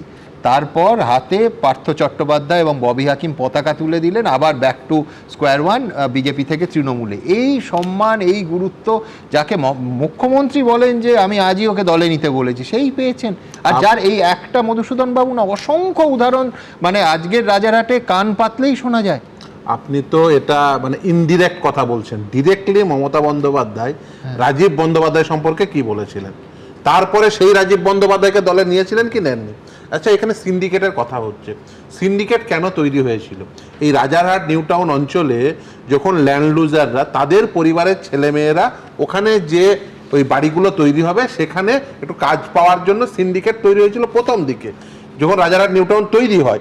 তারপরে সেই সিন্ডিকেটকে কিভাবে তৃণমূল কংগ্রেস ব্যবহার করে, একদম। কিন্তু আমি বলছি এই টাকার জোর আছে বলেই কি যে দলে সব্যসাচী বাবু গেছেন, সেটা তৃণমূল, সেটা বিজেপি, এই গুরুত্ব পেয়েছে। দেখুন, এই অঞ্চল, এই যে পয়সা দিতে পারে নিউ টাউন রাজারহাট অঞ্চলে, বিশেষ করে যেহেতু এই জমিগুলো যেহেতু একেবারে প্রাইম ল্যান্ড, এবং কিভাবে বিশেষ করে আরেকটা ছিল ব্রাডা অঞ্চল, মানে নিউ টাউনের আশেপাশে ব্রাডা অঞ্চল, একদম এই ব্রাডা অঞ্চলে বিশেষ করে সেখানে এই যে নেতারা কিভাবে ব্যবহার করেছেন তাদের এই সিন্ডিকেটের বাহিনীকে, সেটা কিন্তু রাজারহাট অঞ্চলের মানুষ জানে। আর একটা কথা বলছিল না যে তরুণজ্যোতি, যে 200 থেকে 300 টাকা ডিফারেন্স হতো।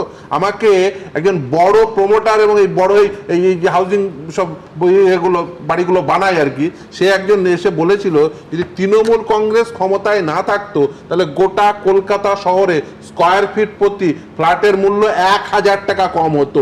একেবারে তার হিসাব দেওয়া, একেবারে মানে বালি থেকে শুরু করে, পাথর থেকে শুরু করে, ইট থেকে শুরু করে সমস্ত কিছু তোলাবাজির টাকা। সিন্ডিকেট তো বালি সাপ্লাই করে, স্টোন চিপ সাপ্লাই করে, ইট সাপ্লাই করে। সিন্ডিকেটের মাঝখানে ইচ্ছা হয়েছিল তারা একটু সিমেন্ট এবং রডটাও দেবে।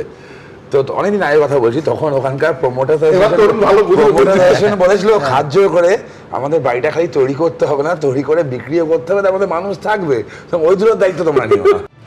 একের পর এক প্রাক্তন মন্ত্রী, প্রাক্তন ও বর্তমান বিধায়ক, বিদায়ী কাউন্সিলর, মেয়র পরিষদ গ্রেফতার হচ্ছেন। দায়ের হচ্ছে একের পর এক অভিযোগ। দিনের পর দিন চলছে ম্যারাথন জিজ্ঞাসাবাদ, 5.5 ঘন্টা, 8 ঘন্টা, 11 ঘন্টা, কখনো কেন্দ্রীয় এজেন্সি, কখনো রাজ্যের এজেন্সি। এই পরিস্থিতিতে প্রাক্তন সেচমন্ত্রী ও প্রাক্তন তৃণমূল বিধায়ক মানস ভূঁইয়ার বিরুদ্ধে চাকরিতে প্রতারণার অভিযোগে সবং থানায় দায়ের হলো এফআইআর। বিষ্ণুপুরের বাসিন্দা বিকাশ কুমার টুং অভিযোগ করেছেন, স্ত্রীর চাকরির জন্য মানস ভূঁইয়ার মধ্যস্থতায় আবু কালাম বক্স ও ভোলানাথ দেকে 5 লক্ষ টাকা তিনি দেন।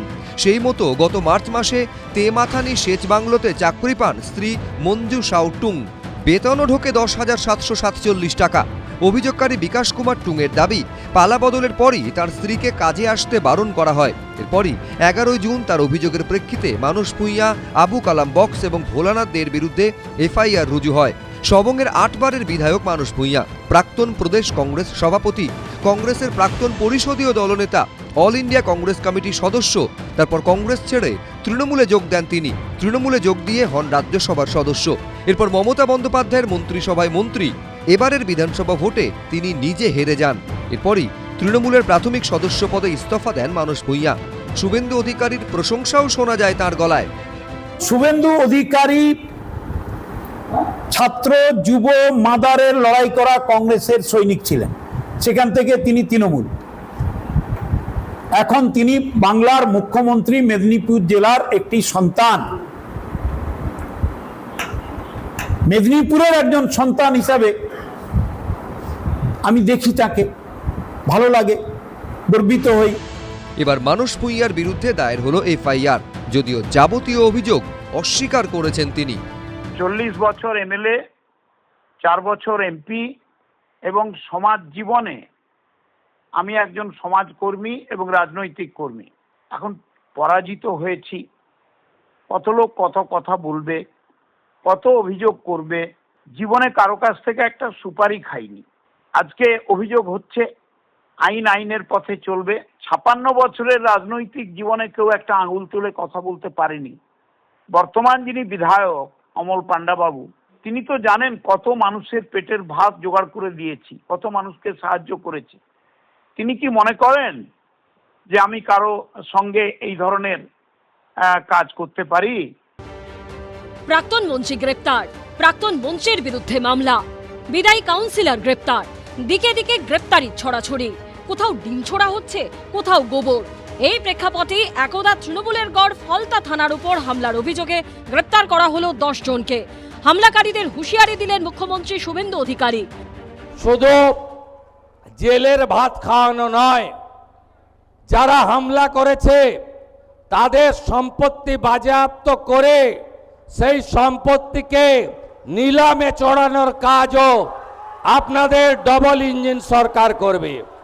যত বড় মাফিয়া ডন হোক না কেন, তাকে সবক শেখানোর কাজ ভারতীয় জনতা পার্টি পরিচালিত রাজ্যের সরকার করবে। একদা অভিষেক বন্দ্যোপাধ্যায়ের ছায়াসঙ্গী জাহাঙ্গীর খানকে মুক্তির দাবিতে তার স্ত্রীর নেতৃত্বে হামলা চালানোর অভিযোগ উঠেছে থানায়। কেন্দ্রীয় বাহিনী তৎপর হতেই পালিয়ে পুকুরে ঝাঁপ দিতে দেখা যায় হামলাকারীদের। সেই ঘটনাতেই এবার মামলা রুজু করল পুলিশ। এফআইআর রুজু হলো জাহাঙ্গীর খানের স্ত্রী সহ 15 জনের বিরুদ্ধে। গ্রেপ্তার হলেন 10 জন। একটা কোনো ষড়যন্ত্র এরকম মনে হচ্ছে জাহাঙ্গীর খানের নেতৃত্বে। অল্প কিছু পয়সা হয়েছে দিয়ে কাউকে ওইভাবে কিছু একটা র্যালি করে মানে সিস্টেমটা তৈরি করেছে। ওইভাবে থানা ঘেরুয়া করার প্রোগ্রাম ছিল, যাতে করে জোর করে পাবলিকের চাপ করে কিছু একটা করা যায়। মঙ্গলবার দক্ষিণ 24 পরগনার ফলতায় তৈরি হয়েছিল এমন পরিস্থিতি। বুধবার সামনে এলো সেই সময়কার আরো ছবি, যেখানে দেখা যাচ্ছে পুলিশ রাতের সামনে কিভাবে বিশৃঙ্খলা তৈরির চেষ্টা করছে পুষ্পা বাহিনী। দাঁড়িয়ে আছি ফলতার জোড়াবরতলা। ঠিক এইখানে গতকাল সকাল 10টা থেকে এই এলাকায় একাধিক জমায়েত শুরু হয়। মূল লক্ষ্য ছিল গতকাল তারা ফলতা থানায় গিয়ে জাহাঙ্গীর খানকে ছাড়িয়ে আনার মতো এরকম একটা উদ্দেশ্য ছিল। অভিযোগ, এখানকার একদা ত্রাস বলে পরিচিত জাহাঙ্গীর খানকে ছাড়াতে তার স্ত্রীর নেতৃত্বে হামলা হয় থানায়। তবে সেই চেষ্টায় জল ঢেলে দেয় কেন্দ্রীয় বাহিনী, জমায়েত ছত্রভঙ্গ করে দেয়। পালানোর পথ না পেয়ে শেষমেশ পুকুরে ঝাঁপ দিতে হয় জাহাঙ্গীর বাহিনীকে। পুলিশ সূত্রে দাবি, সোমবার থেকেই জাহাঙ্গীর খানের স্ত্রী লোক জড়ো করছিলেন। পুলিশের কাছে খবর ছিল তারা জাহাঙ্গীর খানকে ছিনিয়ে নিতে এবং থানায় তাণ্ডব চালাতে পারে। এই পরিস্থিতিতে মঙ্গলবার ভিড় ফলতা থানার দিকে এগোতে শুরু করলে পুলিশ ও কেন্দ্রীয় বাহিনী অ্যাকশন শুরু করে।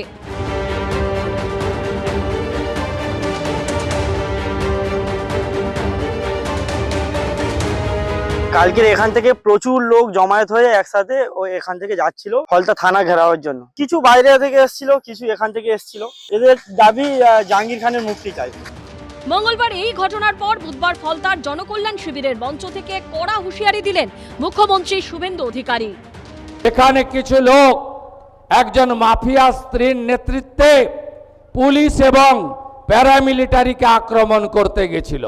ভিডিওতে যতগুলোকে ছবিতে দেখা গেছে, কেউ যেন বাড়িতে না থাকে।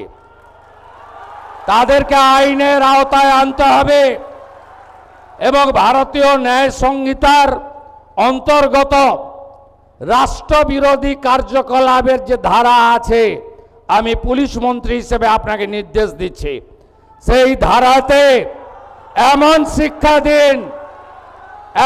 শিক্ষা দিন যাতে কোনোদিন কোনো পুলিশ সরকারি কর্মচারী প্যারামিলিটারি যারা এসেছেন আমাদের সাহায্য করতে, তাদেরকে কেউ আক্রমণ করার সাহস না রাখে। কাউকে যদি গ্রেফতার করা হয়ে থাকে, মূলত সেটা চলবে আইনে। এবার যদি অন্যায়ভাবে গ্রেফতার করা হয়, তার কিছু প্রতিবাদ গণতন্ত্রে হতে পারে, সেটা সম্ভব, মানবিকতার সঙ্গে সেটা দেখা উচিত। কিন্তু তারপরেও যদি কোনো পদক্ষেপ প্রয়োজন হয়, সেটা সম্পূর্ণ তাদের বিষয়। এটা তারা বলতে পারবেন, যারা নিয়েছেন এবং যাদের উপর হয়েছে। এর আগে 8ই জুন ভারত নেপাল সীমান্ত থেকে গ্রেপ্তার করা হয় জাহাঙ্গীর খানকে। এরপর এলাকায় কখনো তাকে হাতজোড় করে ক্ষমা চাইতে, কখনো রাস্তায় কান ধরতে দেখেছে রাজ্যবাসী। এরই মধ্যে মঙ্গলবার পুষ্পা বাহিনী তাকে ছাড়ানোর ব্যর্থ চেষ্টা করে। পুলিশ সূত্রে দাবি, সেই ঘটনায় বেআইনি জমায়েত, হামলা, ভাঙচুর, সরকারি কাজে বাধা সহ একাধিক জামিন অযোগ্য ধারায় মামলা রুজু করেছে ফলতা থানা। কোন আইনের শাসন? থানায় হামলা, রক্ষা হয়েছে, নয়তো তো খবর হতো যে জাহাঙ্গীরকে ছিনিয়ে নিয়ে গেল উত্তেজিত জনতা। এটা একটা ভয়ঙ্কর প্রবণতা হতে পারে এবং আমি বলবো এটা একটা ভয়ঙ্কর টেরর অ্যাটাকের শামিল। থানা থেকে বা লকআপ থেকে আসামিকে ছিনতাই করে নিয়ে যাওয়া, দল পাকিয়ে। জাহাঙ্গীরের স্ত্রী, তিনি নাকি লোক জড়ো করছিলেন। আজকে তুমি ভেবে দেখো, ওখানে বোমা ফাটতে পারতো, ওখানে গুলি চলতে পারতো, ওখানে কেন্দ্রীয় বাহিনীকে প্রভোগ করা হচ্ছিল যাতে কেন্দ্রীয় বাহিনী গুলি চালিয়ে দেন, যা আগে হয়েছিল শীতলকুচির সময়, তোমার মনে আছে সে সময় কি একটা হইচই হয়েছিল। এবং বোঝো যে মোডাস অপারেন্ডিটা কি, যদি একটা গুলি চলতো তাহলে সারা বাংলা জুড়ে ভয়ঙ্কর কাণ্ড হতে পারত। এবং শীতলকুচিতে ওই মোডাস অপারেন্ডি অত্যন্ত সফল হয়েছিল। এখানে সফল হলো না, এটা কিন্তু আমাদের পশ্চিমবঙ্গবাসীদের সৌভাগ্য। কথা ভাবুন যে প্রশাসনিক বৈঠকে রাজ্যের মুখ্যমন্ত্রী এবং তিনি পুলিশ মন্ত্রী, তিনি জানেন যে তার দলের একজন বোমা বাঁধে, অথচ তাকে তিনি প্রশ্ন করার অধিকার দিচ্ছেন, মৃদু সস্নেহে বকছেন, কিন্তু পুলিশি ব্যবস্থা নিচ্ছেন না। এটা গেল মুদ্রার একটা দিক। আরেকটা দিক ভাবুন, ওই প্রশাসনিক সভায় জেলার সমস্ত পুলিশের বড় কর্তারা বসে আছেন, যারা মুখ্যমন্ত্রীর কথা শুনছেন, স্বচক্ষে দেখছেন যে মুখ্যমন্ত্রী একজনকে বলছেন, এক নেতাকে বলছেন তুই বোমা বাঁধিস, তারপরেও সেই পুলিশ কর্তারা কোনো ব্যবস্থা নিচ্ছে না। আমি বলছি এ বিচিত্র।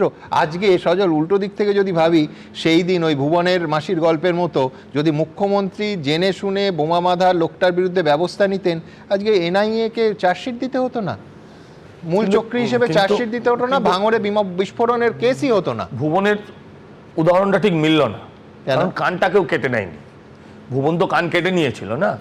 তো আমি বলছি তার থেকেও ফ্যালাসিটা দেখুন আপনি, দুজনকেই জেড প্লাস ক্যাটাগরি, একজনকে এমএলএ রেখেছিলেন। এইভাবে যদি খেলাটা ঠিকভাবে নির্বাচন কমিশন না খেলতো, তাহলে এই জাহাঙ্গীর এবার এমএলএ হয়ে যেত, এই জাহাঙ্গীর এমএলএ হয়ে যেত। মানে মুখ্যমন্ত্রী আসলে তিনি মুখ্যমন্ত্রী ছিলেন না, তিনি একটা ওই যে যেটা কুণালদাই সম্ভবত বলেছিলেন ডাকাত রানী। সরকারটা কি মাছ চোর, কে বলছে? ওর দলের লোকেরাই বলছে। আজকে জাহাঙ্গীরকে দেখে আপনি দেখেছেন, জাহাঙ্গীর ওই যে বাজার দিয়ে ঘুরছিল, যেখানে দোর্দণ্ড প্রতাপশালী লোক, সেখানে লুঙ্গি পরা লোকেরা ওখানে কি করছিল, টুপি পরা লোকেরা ওর বিরুদ্ধে কি বলছিল। এই যে 7 লক্ষ ভোটের কথা বলছেন, ফলতার ভোটের রেজাল্ট কি হয়েছে? এই যে 7 লক্ষ ভোটটা যে মানে লোকে বলে দুধে জল মেশায়, এই যে জলে দুধ মিশিয়েছে, সেইটা এই রেজাল্টটা বোঝা যাচ্ছে। আপনি নিশ্চয়ই বলতে পারেন নির্বাচন কমিশনের ব্যর্থতা ছিল না ছিল, সেটা নিয়ে আর আলোচনা করার কিছু লাগে না, রেজাল্টই বলে দিচ্ছে কোথাও না কোথাও লুপোলস ছিল। কিন্তু আমি বলছি যে থ্যাঙ্কস টু গড যে এবারের নির্বাচনটা, আমরা হয়তো এটাকে আরো 5 বছর আগে পেতাম, সেটা হয়নি, কিন্তু আমরা যেভাবে পেয়েছি তার থেকে অন্তত এইটা প্রচার, মানে এটা যে ভগবান মুক্তি দিয়েছে বাংলার মানুষকে, এই বিষয়ে বলার কোনো অবকাশ। এখানে যে কথাটা সরলবাবু বলছেন বা যেটা অভিজিৎবাবু বলছেন যে 24-এর নির্বাচনে বুথের ভেতর নানা কিছু করা হয়েছে, সেটা নিয়ে তিনি ইলেকশনে পিটিশন করেছেন, ভেরি ফাইন, খুব ভালো কথা। একই জিনিস বা একই ধরনের অভিযোগ তো আমরা চৌঠা মে নিয়েও করছি, সেই ব্যাপারে সজলবাবুরা কি কবে করছো? সেই ক্ষেত্রে ইলেকশন পিটিশন ফাইল হয়েছে, ইলেকশন পিটিশন ফাইল হয়েছে। একটা ছোট্ট প্রশ্ন, একদম ছোট্ট প্রশ্ন, কটা বুথে তৃণমূল কংগ্রেস কটা বুথে রিপোল চেয়েছিল? সেটা নিয়ে ইলেকশন পিটিশন ফাইল হয়ে গেছে। পুষ্পা ঝুঁকেগা নেহি বলে হুঙ্কার দেওয়া ফলতার তৃণমূল নেতা জাহাঙ্গীর খান এখন জেলে। আর জাহাঙ্গীর যার ঘনিষ্ঠ ছিলেন, সেই অভিষেক বন্দ্যোপাধ্যায়ের বিরুদ্ধে দায়ের হচ্ছে একের পর এক অভিযোগ। ভোটে হারের পর থেকেই বিধানসভায় সই জালিয়াতি, নিয়োগ দুর্নীতি মামলা এবং উস্কানিমূলক মন্তব্যের মামলায় জিজ্ঞাসাবাদের হ্যাট্রিক হয়েছে অভিষেক বন্দ্যোপাধ্যায়ের। গত 3 দিনে কেন্দ্রীয় ও রাজ্যের এজেন্সি মিলিয়ে মোট 26 ঘন্টা জিজ্ঞাসাবাদ করা হয়েছে তাকে।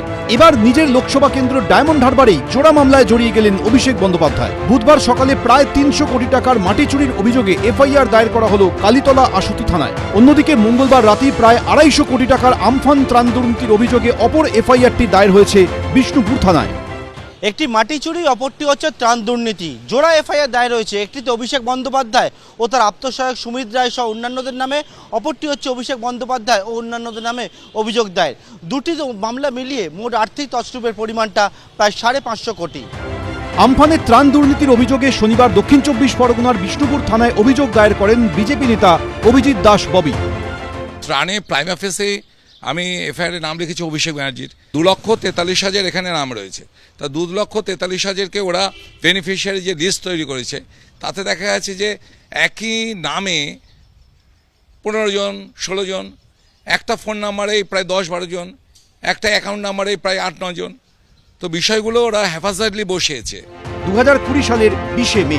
অতি শক্তিশালী ঘূর্ণিঝড় আমফানের দাপটে দক্ষিণ 24 পরগনা এবং সুন্দরবন এলাকায় ব্যাপক ক্ষয়ক্ষতি হয়, ভেঙে পড়ে অগণিত বাড়ি। দুর্গতদের পাশে দাঁড়াতে ত্রাণ ও আর্থিক সাহায্যের ঘোষণা করে সরকার। দুটি ভাগে ভাগ করা হয় উপভোক্তাদের। যাদের বাড়ি সম্পূর্ণ ভেঙে যায় তাদের ক্যাটেগরি এ তে রেখে এককালীন 20,000 টাকা আর্থিক সাহায্য দেওয়ার সিদ্ধান্ত হয়। অপরদিকে আংশিক ক্ষতিগ্রস্ত বাড়ির মালিকদের বি ক্যাটেগরিতে রেখে এককালীন 5,000 টাকা সাহায্য ঘোষণা করে সরকার। ডিরেক্ট বেনিফিট ট্রান্সফার বা ডিবিটির মাধ্যমে ত্রাণের সেই অর্থ পৌঁছে যায় সরাসরি উপভোক্তাদের ব্যাংক অ্যাকাউন্টে। ঠিক এই জায়গাতেই দুর্নীতির একাধিক অভিযোগ আসছে বলে দাবি পুলিশের। কিভাবে দুর্নীতি করা হয়েছিল সে বিষয়েও বিস্তারিত জানিয়েছে পুলিশ। অভিযোগ, সেই সময়ের উপভোক্তাদের তথ্য খতিয়ে দেখে একাধিক বেনিয়ম সামনে এসেছে। যেমন উপভোক্তার তালিকায় একই ব্যক্তির নাম একাধিকবার রয়েছে, এক ফোন নম্বর এবং এক ব্যাংক অ্যাকাউন্টে একাধিকবার টাকা ঢুকেছে। অনেক সন্দেহজনক উপভোক্তাও রয়েছে তালিকায়। আবার একটি সম্পূর্ণ ক্ষতিগ্রস্ত বা আংশিক ক্ষতিগ্রস্ত বাড়ি দেখিয়েও একাধিকবার টাকা তোলা হয়েছে। একটি বাড়ি একটি অনুদান নীতি উপেক্ষা করে একই বাড়ির ছাদের নিচে বসবাসকারী একাধিক ব্যক্তির অ্যাকাউন্টে ত্রাণের টাকা গেছে। পুলিশের দাবি, সরকারি পোর্টালে দেখা যাচ্ছে হাজার হাজার অনুমোদিত আবেদনের ক্ষেত্রে সুপারিশকারী হিসেবে নাম রয়েছে অভিষেক বন্দ্যোপাধ্যায়। এছাড়াও পদস্থ সরকারি আধিকারিক এবং পঞ্চায়েত স্তরে নির্বাচিত জনপ্রতিনিধিদেরও এই দুর্নীতিতে জড়িত থাকার অভিযোগ উঠেছে। অভিষেক বন্দ্যোপাধ্যায় ছাড়াও তৎকালীন এডিএম ডেভেলপমেন্ট ও বিষ্ণুপুর 1 ও 2 ব্লকের 2 বিডিওর বিরুদ্ধে অভিযোগ হচ্ছে যে কোনো রকম তথ্য যাচাই করা ছাড়াই হচ্ছে ত্রাণের অর্থ বরাদ্দ করা হয়েছিল। পাশাপাশি হচ্ছে যে বিষয়ে অভিযোগ রয়েছে যে পঞ্চায়েত প্রধান ও জনপ্রতিনিধিদের বিরুদ্ধে অভিযোগ হচ্ছে যে তারা মিথ্যে তালিকা একটা তৈরি করে আত্মীয় স্বজন ও তার সহযোগীদের নাম ঢুকিয়েছিল। অভিযোগকারীর দাবি, বিষ্ণুপুর 1 নম্বর ব্লকে 25,80,20,000 টাকা এবং বিষ্ণুপুর 2 নম্বর ব্লকে 32,05,95,000 টাকা বরাদ্দ হয়েছিল। অভিযোগ, শুধুমাত্র এই দুটি ব্লকেই দুর্নীতির পরিমাণ প্রায় 58 কোটি টাকা। ডায়মন্ড হারবার লোকসভা কেন্দ্র ধরলে সেই অঙ্ক গিয়ে দাঁড়াবে প্রায় 250 কোটি টাকায়। সেন্ট্রাল গভর্নমেন্ট প্রায় 3,500 কোটি টাকা আমফানের জন্য দিয়েছিল, আর রাজ্য সরকার বলছিল নাকি 6,500 কোটি টাকার মতো দেবে আমফানের। কিন্তু দেখা যাচ্ছে যে 2,43,000 হাউস হোল্ডের নাম এখানে করে দেওয়া হয়েছে। ইভেন এর মধ্যে এত গরমিল যে আপনি যদি গভর্নমেন্ট ডেটা দেখেন তাতে দেখতে পাবেন যে টোটাল বিষ্ণুপুর ব্লকে হচ্ছে 31,000 মতন হাউস হোল্ড, তো সেখানটাও ত্রাণ পাচ্ছে 34,600 জনের মতন। তো মানে সে গল্পের গরু গাছে তুলেছে এরা। হেতু ব্যক্তি অভিজিৎ বাবু এবং তিনি অভিষেকের কাছেই পরাজিত হয়েছিলেন, বিজেপির প্রার্থী ছিলেন, ফলে তার অভিযোগের মধ্যে রাজনীতির রং থাকতে পারে, কিন্তু যে যে বিষয় অভিযোগ তার মেরিট নিয়ে আমি কোনো মন্তব্য করব না। এই মামলায় অভিষেক বন্দ্যোপাধ্যায় এবং অন্যান্যর বিরুদ্ধে একাধিক জামিন অযোগ্য ধারায় এফআইআর হয়েছে। তার মধ্যে রয়েছে ছদ্মবেশ ধারণ করে প্রতারণা, নথিজাল, জালিয়াতি, জাল নথি আসল বলে ব্যবহার, সরকারি কর্মচারীর দ্বারা বিশ্বাসভঙ্গ, অপরাধমূলক ষড়যন্ত্র। এছাড়াও দুর্নীতি দমন আইনে সরকারি কর্মীর ঘুষ নেওয়া এবং দুর্নীতিমূলক অসদাচরণের ধারায় মামলা রুজু করেছে পুলিশ। মামলা হয়েছে ডিজাস্টার ম্যানেজমেন্ট অ্যাক্টেও। গত আমফানে ফলতাতে প্রত্যেকটা হাউস ড্যামেজে 20,000 টাকা করে প্রধানমন্ত্রী রিলিফ ফান্ড থেকে দেওয়া হয়েছিল। 20,000 ইউনিট টাকা চুরি হয়েছে, আমি তালিকা পেয়েছি। তারও ব্যবস্থা হবে, লুটের টাকা ফেরত করানো এবং তাদের বিরুদ্ধে প্রয়োজনীয় ব্যবস্থা নেওয়ার কাজ এখানকার জেলা প্রশাসন করবে। আমি এটা নজর রাখবো। অভিষেককে লক্ষ্য করে যদি পরপর বিভিন্ন জায়গায় এগুলো হতে থাকে, সেক্ষেত্রে একটা রাজনৈতিক যোগসূত্র বা রাজনৈতিক উদ্দেশ্য সেগুলো হতে পারে। আমফানে ত্রাণ দুর্নীতির অভিযোগের পাশাপাশি সরকারি খাস জমি থেকে মাটি চুরির অভিযোগেও দায়ের হয়েছে এফআইআর, আর সেই অভিযোগ পত্রেও নাম রয়েছে অভিষেক বন্দ্যোপাধ্যায়ের। মাটি থেকে ত্রাণ সব খেয়েছে, এটা চোর, ভাইপো একটা চোর, চোর ছাড়া কিছু নয়। ডায়মন্ড হারবারের বিজেপি নেতা অভিজিৎ দাস ওরফে ববির অভিযোগ, বছরের পর বছর ধরে সরকারি অর্থাৎ খাস জমি থেকে বেআইনিভাবে মাটি কেটে তা বিক্রি করে দেওয়া হয়েছে। এর ফলে তৈরি হয়েছে বিশাল জলাশয়। এই মর্মে সোমবার কালীতলা আশুতি থানায় অভিযোগ দায়ের করেন বিজেপি নেতা। তার অভিযোগপত্রে প্রথমেই নাম রয়েছে তৃণমূলের সর্বভারতীয় সাধারণ সম্পাদক অভিষেক বন্দ্যোপাধ্যায়। এরপর অভিষেক বন্দ্যোপাধ্যায়ের আপ্তসহায়ক সুমিত রায়ের নাম, আর অভিযোগপত্রের তৃতীয় নাম বিষ্ণুপুরের তৃণমূল বিধায়ক দিলীপ মণ্ডলের, যিনি হুমকির অভিযোগে ইতিমধ্যেই গ্রেফতার হয়েছেন। বিজেপি নেতা অভিজিৎ দাস ববির অভিযোগ, মাটি কেটে নেবার ফলে 53.98 একর জমি এবং সংলগ্ন জলাশয়ের ব্যাপক পরিবর্তন ঘটেছে। অভিযোগ 2017 পর থেকে মাটি চুরি শুরু হয়। এর ফলে একটা বিশাল এলাকায় ভূমিরূপ বদলে গেছে। উপগ্রহ চিত্রের মাধ্যমে সেই ছবিও তুলে ধরেছেন অভিযোগকারী। তাতে দেখা যাচ্ছে 2017 সালে যেখানে এলাকা সবুজ অর্থাৎ জমি রয়েছে, 2026-এ এসে সেখানেই তৈরি হয়েছে বিশাল জলাশয়। মাটি চুরির অভিযোগ যে জায়গায়, সেটা হচ্ছে কালীতলা আশুতি থানা এলাকার। এই হচ্ছে সেই জায়গা, যে বিষয়টা স্থানীয়রা বলছেন যে এই যে বিস্তীর্ণ যে বড় একটা জায়গা দেখা যাচ্ছে যেখানে জল জমে রয়েছে, এই এলাকাটা এমএলএ লেক হিসেবে পরিচিত। এই হচ্ছে জায়গা, যে জায়গায় সম্প্রতি বেশ কয়েক বছর ধরে এখান থেকে মাটি তোলার দরুন এই জায়গা সম্পূর্ণভাবে খালি হয়ে গেছে। এবং স্যাটেলাইট ইমেজ যে বিষয় দেখা যাচ্ছে, সেখানে দেখা যাচ্ছে যে আগে যেমন ছিল এখানে জমি ছিল, এবং তার পরবর্তীকালে ধীরে ধীরে এখানে কিন্তু সেই জমি থেকে সেখানে জলা জমিতে রূপান্তরিত হচ্ছে। আগে জমি ছিল, তারপর কবে থেকে এটা কি হলো? ওটা ওই প্রথম হচ্ছে রেলের প্রজেক্ট থেকে হয়েছে। মাটি তোলা হয়েছে, তারপরে এই তো এই ঢিল হয়েছে, আমরা দেখেছি। মাটি তোলা হতো, তারা তুলতো মাটি, সেটা বলতে পারবো না। মাটি তোলা, হ্যাঁ সেটা আমি বলতে পারবো। সরকারি পোতা কি এমএলএ লেক নাকি কি বলে এটা? হ্যাঁ, কি লেক বলেন আপনারা? না, আমরা এমনি ঝিল বলি আমরা। বুধবার সকালে বিজেপি নেতার অভিযোগের ভিত্তিতে এফআইআর রুজু করে পুলিশ। অভিষেক বন্দ্যোপাধ্যায়, তার আত্মসহায়ক সুমিত রায় ও অন্যান্যদের বিরুদ্ধে বিএনএস-এর একাধিক জামিন অযোগ্য ধারাসহ 7টি ধারায় এফআইআর রুজু করে কালীতলা আশুতি থানা। তার মধ্যে রয়েছে চুরি, প্রতারণা, বিশ্বাসভঙ্গ, সংঘবদ্ধ অপরাধ সংগঠিত করা, অপরাধমূলক ষড়যন্ত্রের মতো ধারাও। এছাড়াও খনি ও খনিজ পদার্থ উন্নয়ন ও নিয়ন্ত্রণ আইন, ভূমি সংস্কার আইন, পশ্চিমবঙ্গের অভ্যন্তরীণ মৎস্য চাষ আইন, সরকারি সম্পত্তি ধ্বংস প্রতিরোধ আইন এবং জল সংরক্ষণ ও দূষণ নিয়ন্ত্রণ আইনেও রুজু হয়েছে মামলা। পুলিশের দাবি, সংগঠিত ক্রিমিনাল সিন্ডিকেটের সাহায্যে বিশাল এলাকা জুড়ে অবৈধভাবে খনন কাজ চালানো হয়েছে। শাখারিপোতা মেন রোডের পাশে অবস্থিত এমএলএ লেক ও তার লাগোয়া অত্যন্ত গুরুত্বপূর্ণ জলাজমি এলাকায় ভারী যন্ত্রপাতি ব্যবহার করে মাটি কেটে বড়সড় বেআইনি খনন হয়েছে। এমপি হওয়ার পর 2017 সালের পর থেকে বিশাল বড় বড় দিঘি কাটা হয়েছে। এর জন্য দেখুন, মাটি কাটতে হলে সরকারের পারমিশন চাই, বিএলআরের পারমিশন চাই, এডিএমএলআর পারমিশন চাই, পারমিশন চাওয়ার পর রয়্যালটি জমা দিতে হবে। রয়্যালটি জমা দেওয়ার কারণে আপনার হাতে তো এত পাওয়ার নেই যে আপনি পলিটিক্যাল পার্টির লিডার বলে আপনি পুরো ইকোলজিক্যাল ব্যালেন্সটাকে ডিস্টার্ব করবেন। এটা তো ঠিক নয়।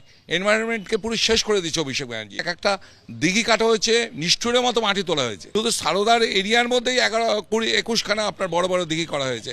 আপনার যে কালীতলা আশুতিতে যেটা করেছে প্রায় 163 বিঘা। হতেই পারে যে বিজেপি যেহেতু, আর অভিজিৎবাবু অভিষেকের বিরুদ্ধে প্রার্থীও ছিলেন, ফলে তাঁর রাজনৈতিক একটা কারণ থাকতেই পারে এই এফআইআরগুলি হওয়ার।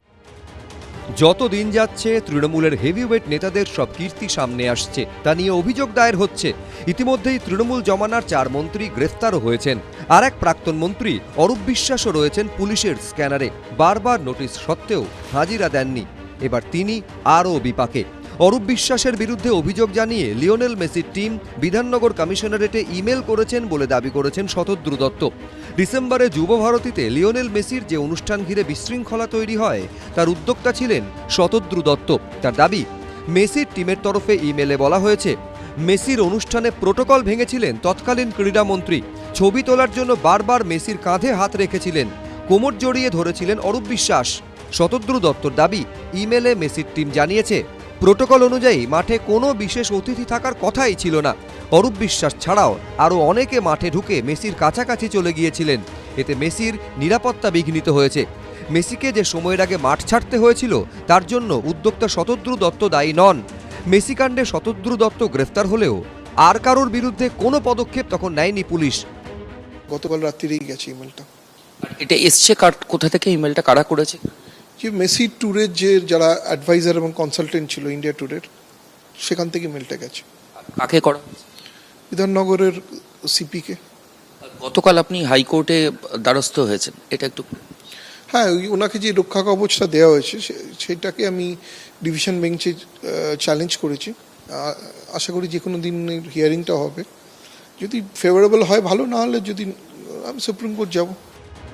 গত বছর ডিসেম্বরে মেসির অনুষ্ঠান ঘিরে চরম বিশৃঙ্খলা তৈরি হয়। মেসির গায়ে সেঁটে থাকতে দেখা যায় তৎকালীন ক্রীড়ামন্ত্রী অরূপ বিশ্বাসকে। নেতা, মন্ত্রী, ভিভিআইপিদের উপদ্রবে কিছুক্ষণের মধ্যেই মাঠ ছাড়েন লিওনেল মেসিরা। হাজার হাজার টাকা দিয়ে টিকিট কেটেও মেসিকে দেখতে না পেয়ে ক্ষোভে ফেটে পড়েন দর্শকেরা। এরপরই স্টেডিয়ামে চলে তাণ্ডব, ভাঙচুর। ঘটনায় গ্রেফতার করা হয় অনুষ্ঠানের মূল উদ্যোক্তা শতদ্রু দত্তকে। রাজ্যে পালাবদলের পর তিনি অরূপ বিশ্বাসের বিরুদ্ধে থানায় অভিযোগ জানান। দায়ের হয় এফআইআর, কিন্তু বারবার তলব করা হলেও পুলিশের কাছে হাজিরা দেননি তৃণমূল নেতা। উল্টে কলকাতা হাইকোর্টে রক্ষা কবচ চেয়ে আবেদন করেন তিনি। আদালতেও তীব্র ভর্ৎসনার মুখে পড়েন প্রাক্তন ক্রীড়ামন্ত্রী। বিচারপতি সৌগত ভট্টাচার্য বলেন, মেসিকে জড়িয়ে ধরে অরূপ বিশ্বাস দাঁড়িয়ে আছেন। মেসি কি অরূপ বিশ্বাসের বাল্যবন্ধু? মেসির অত কাছাকাছি অরূপ বিশ্বাস গেলেন কেন? তিনি এইসব কিভাবে করতে পারলেন? এতে মেসির নিরাপত্তা বিঘ্নিত হয়নি? মেসি কাণ্ডে আমরা অত্যন্ত লজ্জিত। রাজ্যের ভাবমূর্তি ক্ষুণ্ণ করেছে এই ঘটনা। গোটা দেশের আরও অনেক জায়গায় মেসি গেছেন, কোথাও তো এসব হয়নি। প্রচুর মেসি ভক্ত সেদিন মাঠে ছিলেন। নিরাপত্তার কারণে মেসি আগে চলে যেতে বাধ্য হন। মানুষের স্বপ্নভঙ্গ হয়। এরপরই আদালত নির্দেশ দেয়, মেসি কাণ্ডে পুলিশের নির্ধারিত দিনেই হাজিরা দিতে হবে অরূপ বিশ্বাসকে। তবে গ্রেফতারির মতো কড়া পদক্ষেপ করতে পারবে না পুলিশ। এরপর 48 ঘন্টার মধ্যে হাজিরা দিতে বলে শনিবার অরূপ বিশ্বাসকে তলব করে তৃতীয় নোটিশ দেয় বিধাননগর দক্ষিণ থানা। তবে আদালতে নির্দেশের পরেও বেপাত্তা প্রাক্তন ক্রীড়ামন্ত্রী। থানায় হাজিরা দেননি তিনি। এই প্রেক্ষাপটে বুধবার বিশ্বকাপের ম্যাচে আলজেরিয়ার বিরুদ্ধে মেসি হ্যাট্রিক করতেই সোশ্যাল মিডিয়ায় কটাক্ষ করে শতদ্রু দত্ত বলেন, অরূপদা, আপনার পাড়ার পল্টু আজ হ্যাট্রিক করেছে, এবার তো বেরিয়ে আসুন। অরূপ বিশ্বাসের রক্ষা কবচের নির্দেশকে চ্যালেঞ্জ করে ইতিমধ্যে কলকাতা হাইকোর্টে ডিভিশন বেঞ্চে দ্বারস্থ হয়েছেন শতদ্রু দত্ত। দুটো তো করেনি শুনেছি, থার্ডটাতেও সামানটা গেছিল কি জানি, আমি ঠিক জানি না। আমার কাছে যে খবর ছিল উনি থার্ড সামানটাও কমপ্লাই করেনি। এখন কেন উনি করছেন না সেটা উনি বলতে পারবেন, ওনার লয়ার বলতে পারবেন। বাট আশা করি ওনাকে আজ না কাল তো কমপ্লাই করতেই হবে, কারণ এটা কোর্টের নির্দেশ, উনি তো আইনের ঊর্ধ্বে নয়। আশা করি উনি কালকে যদি যান ভালো কথা, ওনাকে তো ইনভেস্টিগেশনে সাপোর্ট করতেই হবে। মেসি কাণ্ডের ফাইল খোলার পর কী তথ্য সামনে আসবে সেদিকেই সবার নজর রয়েছে। যেমন নজর রয়েছে আরজিকর ফাইল নিয়ে আপডেটের দিকেও। বদলের বাংলায় খুলে গেছে আরজিকর ফাইলস। নতুন করে শুরু হয়েছে তদন্ত। কেন তড়িঘড়ি সৎকার করা হয়েছিল নিহত চিকিৎসকের দেহ? দ্রুত সৎকারের নেপথ্যে কি কোনো চাপ কাজ করেছিল? সৎকার যাতে তাড়াতাড়ি হয় সেজন্য শ্মশানে কোনো রাজনৈতিক নেতা কি এসেছিলেন? আরজিকর কাণ্ডে এইসব প্রশ্নের উত্তর খুঁজতে বুধবার পানিহাটি শ্মশানে পৌঁছল সিবিআই। বুধবার সকালে সিবিআই এর বিশেষ তদন্তকারী দলের 4 জন সদস্য পানিহাটি শ্মশানে যান। দুটো বডি ছিল, তাদের আমরা তো জানতাম না যে এরকম প্যাথেটিক দুর্ঘটনা ঘটেছে। প্রাতিষ্ঠানিক দুর্ঘটনা তো আমরা জানতাম না।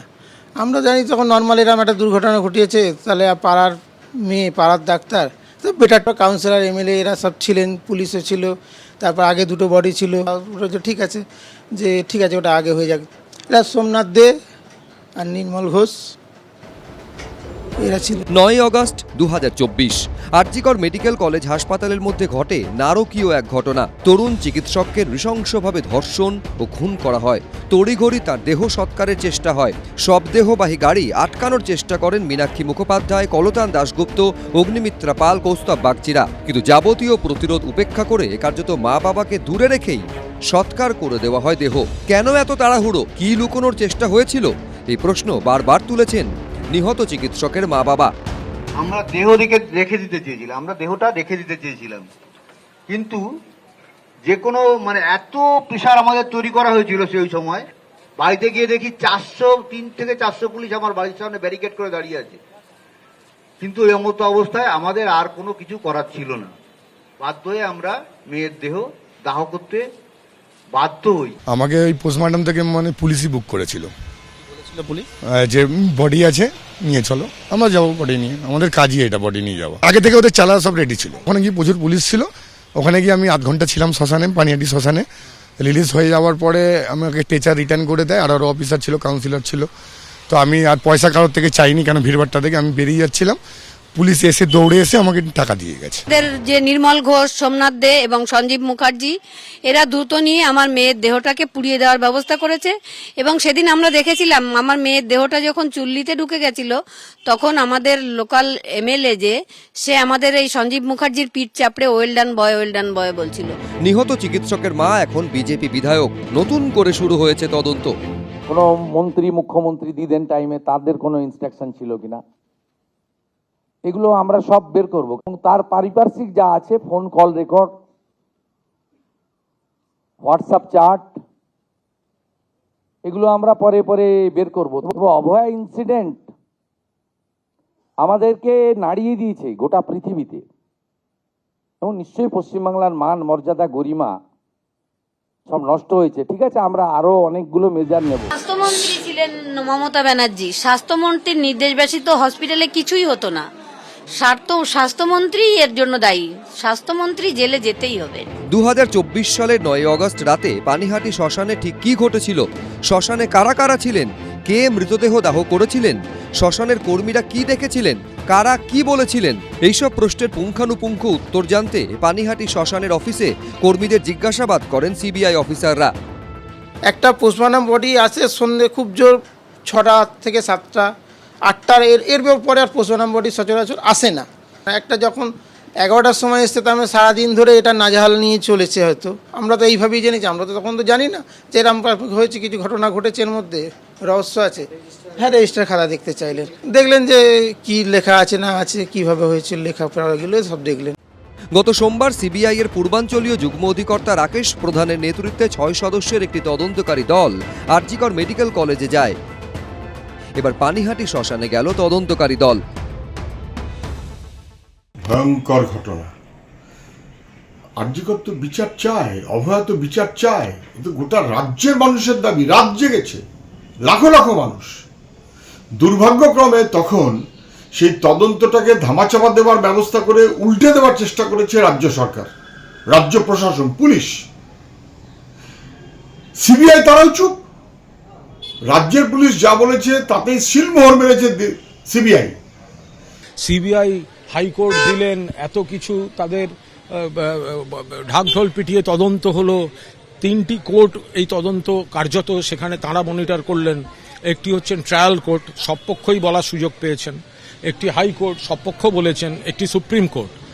তারপরে নতুন করে আবার অকখর জায়গায় চলে যাওয়ার, সেটা কি রাজনৈতিক চাপে না লোক দেখানো? প্রথম দিন থেকে কলকাতা পুলিশ এবং কমিশনার বলছিলেন যে সম্পূর্ণ সহযোগিতা করা হয়েছে, সম্পূর্ণ স্বচ্ছতার সঙ্গে এই পরিবারের সঙ্গে যা যা ব্যবস্থা করা, সহায়তা করা হয়েছে, তারাও খুব খুশি। আমরা প্রথম এর উল্টো ছবিটা দেখলাম কোর্টে, যেখানে এই পরিবারের তরফ থেকে এভিডেভিট করে বলা হলো যে কিভাবে তাদের পরিবারকে বসিয়ে রাখা হয়েছে এবং 3 ঘন্টা বসিয়ে রাখা হয়েছে। আজকে আপনারা শুনলেন এই ভাষায় একজন মা বলছেন যে তারপর আমাদের ওখানে বসিয়ে রেখেছে, দেখতেই দিচ্ছিল না। এইমাত্র তিনি বললেন, আমরা তো পুলিশের পায়ে ধরছি, আমার মেয়েকে একবার মুখ দেখাও, বলছে তদন্ত চলছে। আমি বলছি কলকাতা পুলিশ কমিশনার সংবাদ মাধ্যমের বিরুদ্ধে তার যত বিষোদ্গার, ওই 14 তারিখ দাঁড়িয়ে বললেন, তিনি পরিবারটার সঙ্গে কথা বললেন না। এই মা বললেন এইমাত্র, সেদিন আমাদের এত, শব্দটা লক্ষ্য করুন, সেদিন আমাদের এত হেনস্থা, সেদিন আমাদের এত হেনস্থা হতে হয়েছে সেই ডেড বডি আনা পর্যন্ত। ওরা আমাদের খুব প্রেসারে রেখেছিল। কারা? আমি বলছি যদি এই ওরা পুলিশ বাহিনী হয় তাহলে তো মারাত্মক। আমার মনে হয় এক্ষুনি কলকাতা পুলিশ কমিশনের এই মা এবং বাবা যারা সব হারিয়েছে তাদের বাড়ি চলে যাওয়া উচিত, তাদের সঙ্গে কথা বলা উচিত। ওরা আমাদের তো মারাত্মক। কলকাতা পুলিশ সম্পর্কে এই পরিবারটা, এই এত বড় ঘটনা যার জন্য শুধু দেশ নয় গোটা পৃথিবী তোলপাড় হচ্ছে বিভিন্ন জায়গায়, সেখানে মা বললেন এই মাত্র ঘণ্টাখানেক সঙ্গে সুমনের এই সাক্ষাৎকারে যে তারপর তো ওখানে আমাদের বসিয়ে রেখেছিল, দেখতেই দিচ্ছিল না। আমরা তো পুলিশের পায়ে ধরছি, আমার মেয়েকে একবার মুখ দেখাও, বলছে তদন্ত চলছে। সেদিন আমাদের এত হেনস্থা হতে হয়েছে সেই ডেড বডি আনা পর্যন্ত। পুলিশ তো বলেছিল যে কোথাও কোনো স্বচ্ছতার অভাব নেই, তাকে দাহ করা হয়েছে পরিবারের সম্পূর্ণ সহমতিতে। দুঃখের সঙ্গে বলতে বাধ্য হচ্ছি যে এত কন্ট্রাডিকশন বেরিয়ে এসছে এই সুকান্ত মায়ের যখন ইন্টারভিউ নিল তারপর থেকে, এবং আপনি সেটা আবার রিপিট করে আমাদের পড়ে শোনালেন।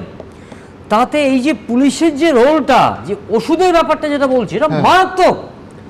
এই জিনিস আমি আপনাকে বলছি, এটা পুলিশকে দিয়ে কিন্তু তদন্ত করা সম্ভবপর না। সেপারেট কোনো এজেন্সি ছাড়া এই জিনিসে কিন্তু মূলোদ্ধার করা যাবে না। Very clear. আমি আপনাকে একটা ইম্পর্টেন্ট একটা লাইন শুধু বলবো, ওনার মায়ের ইন্টারভিউর মধ্যে সব থেকে ইম্পর্টেন্ট আমার লেগেছে যে ওরা খুব প্রেসার করেছে। ওরার মধ্যে শুধু পুলিশ নেই, ওরার মধ্যে লোকাল তৃণমূল নেতা, তৃণমূল কাউন্সিলর, তোমার বাড়ি কি বলছেন আপনি? না হতে পারে, কিন্তু আমি বলছি উনি পুলিশকে মেন করছেন। আজকে ওরাটা কারা স্পষ্ট করুন। ওরাই তো ওনাকে কমপ্লেন করতে যাওয়া থেকে মারাত্মক অভিযোগ, ওরা কারা? আরেকটা কথা বলছে, আজকে ওনার মায়ের ইন্টারভিউ থেকে পরিষ্কার যে পুলিশ তাড়াতাড়ি ওদেরকে বের করে দিতে চাইছিল, এবং মানে তো যাতে কেসটা আর কোনো না হয়। এবং আরেকটা বিষয়, গাড়িটা ভাঙবে না। আরেকটা প্রশ্ন, আজকে যে ওনার মায়ের কাছে কিন্তু মুখ্যমন্ত্রীর সামনে সরাসরি বলেছে আমি মনে করি না উনি দোষী, একদম এটা ক্লিয়ার করেছে। আর সেই মুখ্যমন্ত্রী আজকে উনি রাজ্যের মুখ্যমন্ত্রী, উনি মিছিল করছেন, মানে রাজ্য সরকারের প্রতিনিধি বলছে রাজ্য সরকার জবাব দাও, এবং রাজ্য সরকারের প্রধান মিছিল করছে। এইটা কোনোদিন জাস্টিস পাওয়ার উপায় হতে পারে না।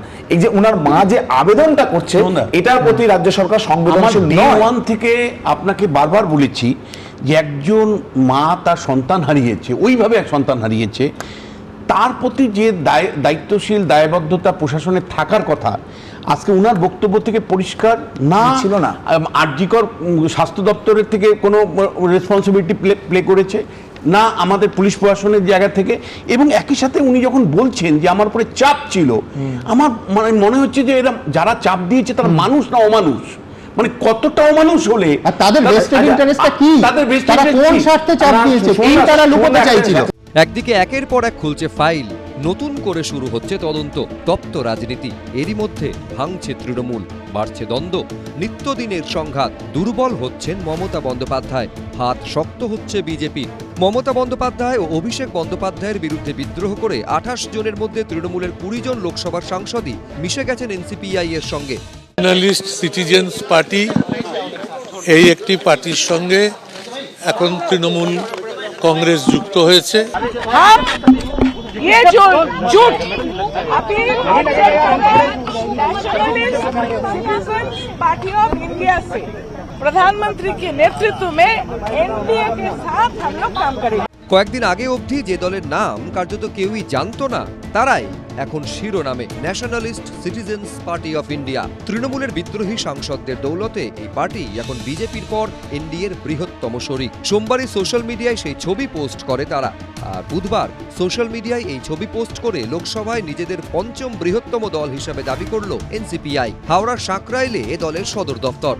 এই দল তৈরি করার সময় দলের সভানেত্রী ছিলেন শিউলি কুণ্ডু এবং উত্তীয় কুণ্ডু তার স্বামী, তিনি ছিলেন সহসভাপতি। 23-এর পঞ্চায়েত ভোটে 2 গ্রাম পঞ্চায়েত এলাকায় 11টি বুথে প্রার্থী দিয়েছিল এনসিপিআই। দলটা আজকে এত বড় জায়গায় যাচ্ছে, একটা নাম হয়েছে, এত বড় একটা প্ল্যাটফর্ম পাচ্ছে দলটা, অবশ্যই আমি এই বিষয়ে ভীষণ খুশি। আমার ভীষণ ভালো লাগছে দলটা এত ভালো কাজ আলোচনা হচ্ছে, অবশ্যই এটা আমার খুব ভালো লাগছে। কারণ যে দলটাকে আমি তৈরি করেছিলাম একটা সময়, সেই দলটা আজকে সকলের কাছে এত গ্রহণযোগ্য হচ্ছে, সবার কাছে এত প্রচারের মধ্যে চলে এসেছে, সবাই এখন এনসিপিআই বলছে, এটা তো ভালো লাগছে শুনতে, আমার ভীষণই ভালো লাগছে। 2023 সালে সাঁকরাইলের 2 গ্রাম পঞ্চায়েতের 11টি বুথে প্রার্থী দিয়েছিল এনসিপিআই। ওই একই বছরে ত্রিপুরা বিধানসভা নির্বাচনে 3টি কেন্দ্রে লড়েছিলেন তাদের প্রার্থীরা, কিন্তু কোনো দিকেই জয় আসেনি। পশ্চিমবঙ্গে আমরা পঞ্চায়েত ইলেকশনে বিভিন্ন জায়গায় আমরা প্রার্থী দিয়েছিলাম, কিন্তু পঞ্চায়েত ইলেকশানে আমাদের সবাই জানে পঞ্চায়েত ইলেকশানে যা অবস্থা হয়েছিল, কিভাবে কি ইলেকশান হয়েছিল সেই সময় 2000, এটা সেই সময় ইলেকশানে কোনোটাই ভালোভাবে হয়নি। তো আমাদের অনেক জায়গাতেই প্রার্থীরা ভালো ফল করেছিল, কিন্তু একটাও আমরা সিট পাইনি, এটাও ঠিক কথা। তারপর 2026-এ অবশ্য আমরা কোনো প্রার্থী দিইনি, কারণ আমরা তখন এনডিএকে সাপোর্ট করেছিলাম। আমাদের দল থেকে এটা সিদ্ধান্ত নিয়ে এনডিএকে সাপোর্ট করা হয়েছিল। 26-এর নির্বাচন, বিধানসভা নির্বাচন যেটা হয়েছিল, সেটা তাতে আপনারা বিজেপির কেই সমর্থন করেছিলেন। এটা দল থেকে একটা সিদ্ধান্ত ছিল যে আমরা এনডিএকে সাপোর্ট করব, সেই জন্যই তো প্রার্থী দিইনি। আমরা চাইনি যে এনডিএর ভোটটা বিয়ে হোক, আমরা এনডিএকে সাপোর্ট করতে চেয়েছিলাম। যে অফিস বাইরে থেকে দেখলে পার্টি অফিস বলেও ঠিকমতো বোঝা যায় না, সাঁকরাইলে এনসিপিআই এর সেই অফিসের বাইরে ইতিমধ্যেই কেন্দ্রীয় বাহিনী মোতায়েন করা হয়েছে। তারা খবরের শিরোনামে তৃণমূলের বিক্ষুব্ধ 20 জন সাংসদ নাম লিখিয়েছেন এনসিপিআইতে, আর এনসিপিআই এর যে কমিটি ছিল তাও নতুন করে আবার গড়া হচ্ছে। দুদিনেই ফেসবুকে এনসিপিআই এর ফলোয়ার সংখ্যা 6000 ছাড়িয়েছে। দেখুন, আমি গতকাল সোশ্যাল মিডিয়াতে লিখেওছি যে রবিবার 30শে জ্যৈষ্ঠ বাঙালির জ্ঞান ও চক্ষু উন্মিলিত হইল যে এই পোড়া দেশে NCPI, Nationalist Citizens Party of India বলিয়া একটি রাজনৈতিক দল বর্তমান, এবং সেই দলে তৃণমূলের 20 জন বিদ্রোহী সাংসদ যোগ দিলেন। সেই দলের নতুন ওয়েব পেজ রাতারাতি খুলে গেল, ঘন্টায় ঘন্টায় তা আপডেটেড হচ্ছে। এই ফর্মুলায় বিমল দ্বারা মানে বিজেপি অন্তত প্রকাশ্যে বলতে পারবে যে শ্রমিক ভট্টাচার্য কথা রাখলেন, বিজেপি তৃণমূলীকরণ হলো না। আবার 20টা সাংসদের সমর্থন পেয়ে গেল বিজেপি। কার্যত সংখ্যার বিচারে গোটা দেশে বিজেপির সব থেকে বড় শরিক হলো এই এনসিপিআই। কিন্তু বিমলদার কাছে আমার প্রশ্ন থাকবে যে পুরো প্রক্রিয়াটা হলো ভূপেন্দ্র যাদবের বাড়িতে, আর আগাগোড়া প্রত্যেক মিটিংয়ে, এমনকি স্পিকারের বাংলোতেও উপস্থিত থাকলেন নিশিকান্ত দুবে। দিল্লি, পশ্চিমবঙ্গ, শাসক বিরোধী সর্বত্র বিমলদাদের উইন উইন সিচুয়েশন, মানবেন? না, মানুষ যদি আমাদের জিতিয়ে দেয়, উইন উইন সিচুয়েশন করে, আমরা কি বলবো সুমন? আমরা বলবো না বাপু আমরা হারছি, রাজনীতি থেকে সন্ন্যাস নিচ্ছি, নিশ্চয়ই বলবো না। 2, এরা প্রত্যেকে একসময় তৃণমূলের একেবারে কিচেন ক্যাবিনেটের সদস্য ছিল, যাকে তাকে তো লোকসভায় নির্বাচিত করা হয় না, টিকিটও দেওয়া হয় না। এরা প্রত্যেকে মমতা ব্যানার্জির অত্যন্ত ঘনিষ্ঠ, তাদের টিকিট দিয়েছিলেন মমতা বন্দ্যোপাধ্যায়, এবং এরা প্রত্যেকে ভেবেছিলেন যে এই রকম অবস্থা চিরদিন চলবে। এই যে আপনারা বলতেন পুরো তৃণমূলটাই চোর, তৃণমূলটাই পচা, তো এরা তো চোর আর পচারই অংশ আপনাদের থিওরি। যেই হোক না কেন, আমার বক্তব্য আগামীকাল আমরা লোকসভায় একটা প্রস্তাব আনলাম, এই তৃণমূলের যারা আমাদের সঙ্গে সকল এনসিপিআইতে যোগ দেয়নি তারাও যদি বলে ফ্লোরে দাঁড়িয়ে আমরা ভারতীয় জনতা পার্টির এই মতটাকে সাপোর্ট করছি, তো আমরা কি করবো? এই খবরদার সাপোর্ট করবি না। এটা হয় কখনো পার্লামেন্টারি পলিটিক্সে? পার্লামেন্টারি পলিটিক্সে কেউ সাপোর্ট করলে সে সাপোর্ট করতেই পারে, কারণ অ্যাসেম্বলি বা লোকসভার ফ্লোরে কে কাকে সাপোর্ট করবে সেটা সে তো বিল এলে ভোটাভুটি। এরা তো বলছে আমরা এনডিএ ব্লক হিসেবে 20 জনই এনডিএ কে সাপোর্ট করছে। আমার সেখানে আরেকটা কথা বলি, সেটা এই কয়েক মাসের আগে তাহলে ভোটটা কি জন্য হলো? না না, সেই উত্তরটা তো তৃণমূল দিতে পারবে, উত্তর তো আমরা দিতে পারবো না। জনগণের ঘৃণার কথা যখন বলছেন, তখন কাকলি ঘোষ দস্তিদার থেকে সুদীপ বন্দ্যোপাধ্যায় এই 20 জন বা ওই যে উত্তরপ্রদেশের যিনি প্রার্থী হয়েছিলেন, বিজেপি তো বলেছিল তৃণমূল চোরেদের দল, এবং উত্তরপ্রদেশের সেই প্রার্থী বাংলা থেকে জিতেছে বহরমপুর থেকে, তাকে নাকি হারানোর জন্য, মানে অন্যকে হারানোর জন্য তাকে ব্যবহার করা হয়েছে, সেও ওখানে আছে। মুশকিল হচ্ছে উল্টোটা বলো যে রয়ে গেল কীর্তি আজাদ, সেও তো একটা বাক্য বাংলায় বলতে পারেন না। তাকে তৃণমূল পাঠালো পার্লামেন্টে, আমার বিরোধিতা করার জায়গা কোনটা? আজকে আমাদের সুদীপ বন্দ্যোপাধ্যায়, আমি আমাদের এখনো বলছি কারণ দিদির নামে একটাও বাজে কথা বলছি, এখন ইউসুফ পাঠান গেল বলে এত খারাপ লাগছে প্রদীপ্ত। না আমি বলছি যখন মালদা মুর্শিদাবাদ জ্বলছিল তখন ইউসুফ পাঠান চায় চুমুক দিচ্ছিলেন, তার বিজ্ঞাপন করছিলেন। মজার কথা যে একজন পরিযায়ী শ্রমিক যিনি বিজেপির নেতা, তাকে যখন ছাড়ানোর জন্য তারা আমাদের নেতারা যায়, সেটাও বলতে হয়। কিন্তু এনসিপিআই এখন আছে একজন বাঙালি খুঁজে পাওয়া যায়। 3টে বাক্য, এনসিপিআই থেকে টিএমসিতে যাব, দাবি করব। সুদীপ বন্দ্যোপাধ্যায় আজকে বলেছেন যে আমরা আপাতত 2 মাসের জন্য এনসিপিআইতে আছি, পরে টিএমসির জন্য আমি দাবি করব প্রতীকের জন্য। তাহলে সেই প্রতীক নিয়ে এনডিএ, মানে দাদারা যেটা বলতো বিজেমূল, সেই বিজেমূল হবে কি আবার? তৃণমূলের ঘর ভেঙে খান খান, দলের হ্রাস মমতা বন্দ্যোপাধ্যায়ের হাতের বাইরে। অবশ্য শুধু তৃণমূলই নয়, ভাঙনের শব্দ শোনা যাচ্ছে বিজেপি বিরোধী শিবিরের আরেক দলের ঘর থেকেও, শিবসেনা, অর্থাৎ উদ্ধব ঠাকরের শিবসেনা। তীরধনুক আগেই বালাসাহেব ঠাকরের ছেলের হাত ছাড়া হয়েছে, এবার কি উদ্ধব ঠাকরের মশালও নিবু নিবু? আগের ভাঙনের ক্ষত শুকোনোর আগেই দলের 9 জন সাংসদের মধ্যে 6 জন বিজেপি নেতৃত্বাধীন এনডিএ শিবিরে যোগ দিতে পারেন বলে জোর জল্পনা। রবিবার বাসভবন মাতোশ্রীতে সাংসদদের বৈঠক ডেকেছিলেন উদ্ধব ঠাকরে, কিন্তু 5 জন সাংসদ সেখানে হাজির হননি। তারপর থেকেই তাদের সঙ্গে আর যোগাযোগ করা যায়নি। কেউ দাবি করছেন এটা অপারেশন টাইগার, আরও একটা বিজেপি বিরোধী দল ভাঙানোর খেলা। বাল ঠাকরের তৈরি শিবসেনার প্রতীক ছিল বাঘ, কিন্তু মহারাষ্ট্রে শিবসেনার সেই বাঘের মতো দাপট আজ অতীত। বরং শিবসেনার মালিকানায় উদ্ধব ঠাকরের হাত থেকে চলে গেছে একনাথ শিন্ডের হাতে। তার ছেলে শিবসেনা সাংসদ শ্রীকান্ত শিন্ডের সঙ্গে উদ্ধব শিবিরের সাংসদরা যোগাযোগ রেখে চলছেন বলে সূত্রের খবর। উদ্ধব শিবিরের অভিযোগ, এর জন্য কোটি কোটি টাকা ছড়ানো হচ্ছে। নেপথ্যে রয়েছে সেই বিজেপি। 15-15 करोड़ कल रात को दिया, पैसा पहुंच गया ऐसा मुझे इन्फॉर्मेशन है, और बाद में चार्टर फ्लैट में बैठे। पहले पैसा हाथ में दे दो, वो पैसा लिया है लोगों ने, और बाद में चार्टर फ्लाइट दिया, नांदेड़ से, पुणे से, 3 जगह से चार्टर फ्लाइट छोड़े। পশ্চিমবঙ্গে তৃণমূল ভেঙেছে, মহারাষ্ট্রে কি উদ্ধব ঠাকরের দলের ভাঙার পালা? তারপর কি উত্তরপ্রদেশে ভাঙতে পারে অখিলেশ যাদবের দল সমাজবাদী পার্টি? বিশেষজ্ঞরা বলছেন বিরোধী দল যত ভাঙবে তত লাভ নরেন্দ্র মোদীর নেতৃত্বাধীন সরকারের। তাদের সংখ্যা যত বাড়বে ততই সাংবিধানিক বিল পাশ করাতে তাদের সুবিধে হবে। বিরোধীরা দাবি করছে দেশ জুড়ে দল ভাঙানোর খেলায় নেমেছে বিজেপি। कल भी जो तृणमूल कांग्रेस के साथ में हुआ है वो देखकर लग रहा है कि बड़ा ये सही नहीं चल रहा है। पार्टी विलीन होना ही, व्यक्ति नहीं विलीन होता है, न ग्रुप विलीन होता है, उसके ऊपर भी एक बहस चल रही है। आदरणीय हमारे ओम बिरला जी जो अध्यक्ष है हमारी लोकसभा के, उनकी पहले एक चिट्ठी लिखी है, उस चिट्ठी में लिखा है जो कुछ भी होगा वो संविधान के तहत जो कलम है, ऐसे कोई भी आएगा, किसी ने आपके सामने स्वाक्षरी की है कि मैं जा रहा हूँ, या तो सामने खड़ा है वो तो बताओ। ये जो बाजार चल रहा है पूरे देश में, संविधान की धज्जी रोजाना उड़ाई जा रही है। যদিও বিজেপি এইসব অভিযোগ মানতে নারাজ। এ রাজ্যে তৃণমূল ভেঙে খান খান। আর কোন কোন রাজ্যে বিজেপি বিরোধী দল ভাঙবে, কত দ্রুত ভাঙবে? এই পরিস্থিতিতে কলকাতাতেও মমতাপন্থী তৃণমূলের মাথা ব্যথা বাড়ছে। তাদের মাথার ছাদ নিয়েই কার্যত শুরু হয়েছে টানাটানি। কলকাতায় ইএম বাইপাসের ধারে তৃণমূল ভবনের 2টি তলায় তালা ঝুলিয়ে দিয়েছে মালিকপক্ষ। বাইপাসের ধারে এই বাড়িটি গত কয়েক বছর ধরে তৃণমূল ভবন নামে পরিচিত। ভোটের আগে এখানে ঘন ঘন যাতায়াত ছিল তৃণমূল নেতাদের। এই বাড়িটি মডার্ন ডেকোরেটরসের মালিক মন্টু সাহার। তার দাবি, করোনার সময় 1 বছরের জন্য এই বাড়িটি ভাড়া নেয় তৃণমূল। 2022 থেকে 2023 এই 1 বছরের জন্য চুক্তি হয়। বলা হয় নতুন তৃণমূল ভবন তৈরি হয়ে গেলে এই বাড়িটি তারা ছেড়ে দেবেন। পরে সেই চুক্তির মেয়াদ বাড়ে 2025 সাল পর্যন্ত। অভিযোগ, তারপর প্রায় 1.5 বছর কেটে গেলেও এখনো বাড়ি ফেরত পাননি তারা। মেট্রোপলিটনের ওপরে তৃণমূল ভবন কার, তাকে কেন্দ্র করে রীতিমতন বিতর্ক দানা বেঁধেছে। মালিক পক্ষের দাবি 2026 পর্যন্ত তৃণমূল ভবন ব্যবহার করার জন্য তারা চুক্তিবদ্ধ হয়েছিলেন, কিন্তু আর নতুন করে কোনো চুক্তি হয়নি। তারা ইতিমধ্যেই থানাতে চিঠি দিয়ে তৃণমূল ভবন খালি করবার জন্য আর্জি জানিয়েছেন। মালিক যেটা সেটা হচ্ছে ভুল তথ্য।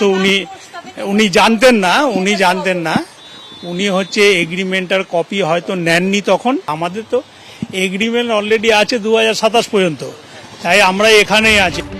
বাড়ি ফেরত পেতে ইতিমধ্যে প্রগতি ময়দান থানার দ্বারস্থ হয়েছে মালিকপক্ষ। তাদের দাবি, তৃণমূলের সঙ্গে 3 তলা ও 4 তলা ভাড়া দেবার কোনো চুক্তি হয়নি। এই পরিস্থিতিতে মঙ্গলবার এই 2টি তলা থেকে সব আসবাবপত্র বের করে দিয়ে সেখানে তালা ঝুলিয়ে দেয় মডার্ন ডেকোরেটরস কর্তৃপক্ষ। ওর তার ছাপটা ছিল, সেটা আমরা আজকে করেছি, মানে রিগেন করেছি, ওটা আমরা নিয়ে নিয়েছি। মানে এগ্রিমেন্টের মধ্যে ছিল, ফার্নিচার ছিল, মানে প্রপার অফিস ছিল। এবার ওগুলো ঠিকঠাক করে রং ঠং করে আমাদের একটা কিছু আমরা করবো। আমরা আমাদের যেগুলো ছিল সেই পোর্শনগুলো নিয়ে নিচ্ছি। আমাদের এগ্রিমেন্টের মধ্যে যা আছে সেটাই আমাদের আছে। উনি যেটা বলছিলেন যে আমরা মানে জোর করে দখল করে আছি, সেটা সঠিক নয়। তথ্য বলছে যে 31শে অক্টোবর 2027 অবধি আমাদের এখানে আমাদের যে রেন্টাল পোর্শনটা আছে সেটা, সেই এগ্রিমেন্টটা 31শে অক্টোবর 2027 অবধি ভ্যালিড আছে। দিল্লিতেও ঘরছাড়া হতে চলেছে মমতাপন্থী তৃণমূল। বিজয়ী সাংসদ পার্থ ভৌমিকের বাংলো থেকে অফিস সরাতে হয়েছে তৃণমূল কংগ্রেসকে। কলকাতাতেও তাদের মাথা ব্যথা বাড়ছে।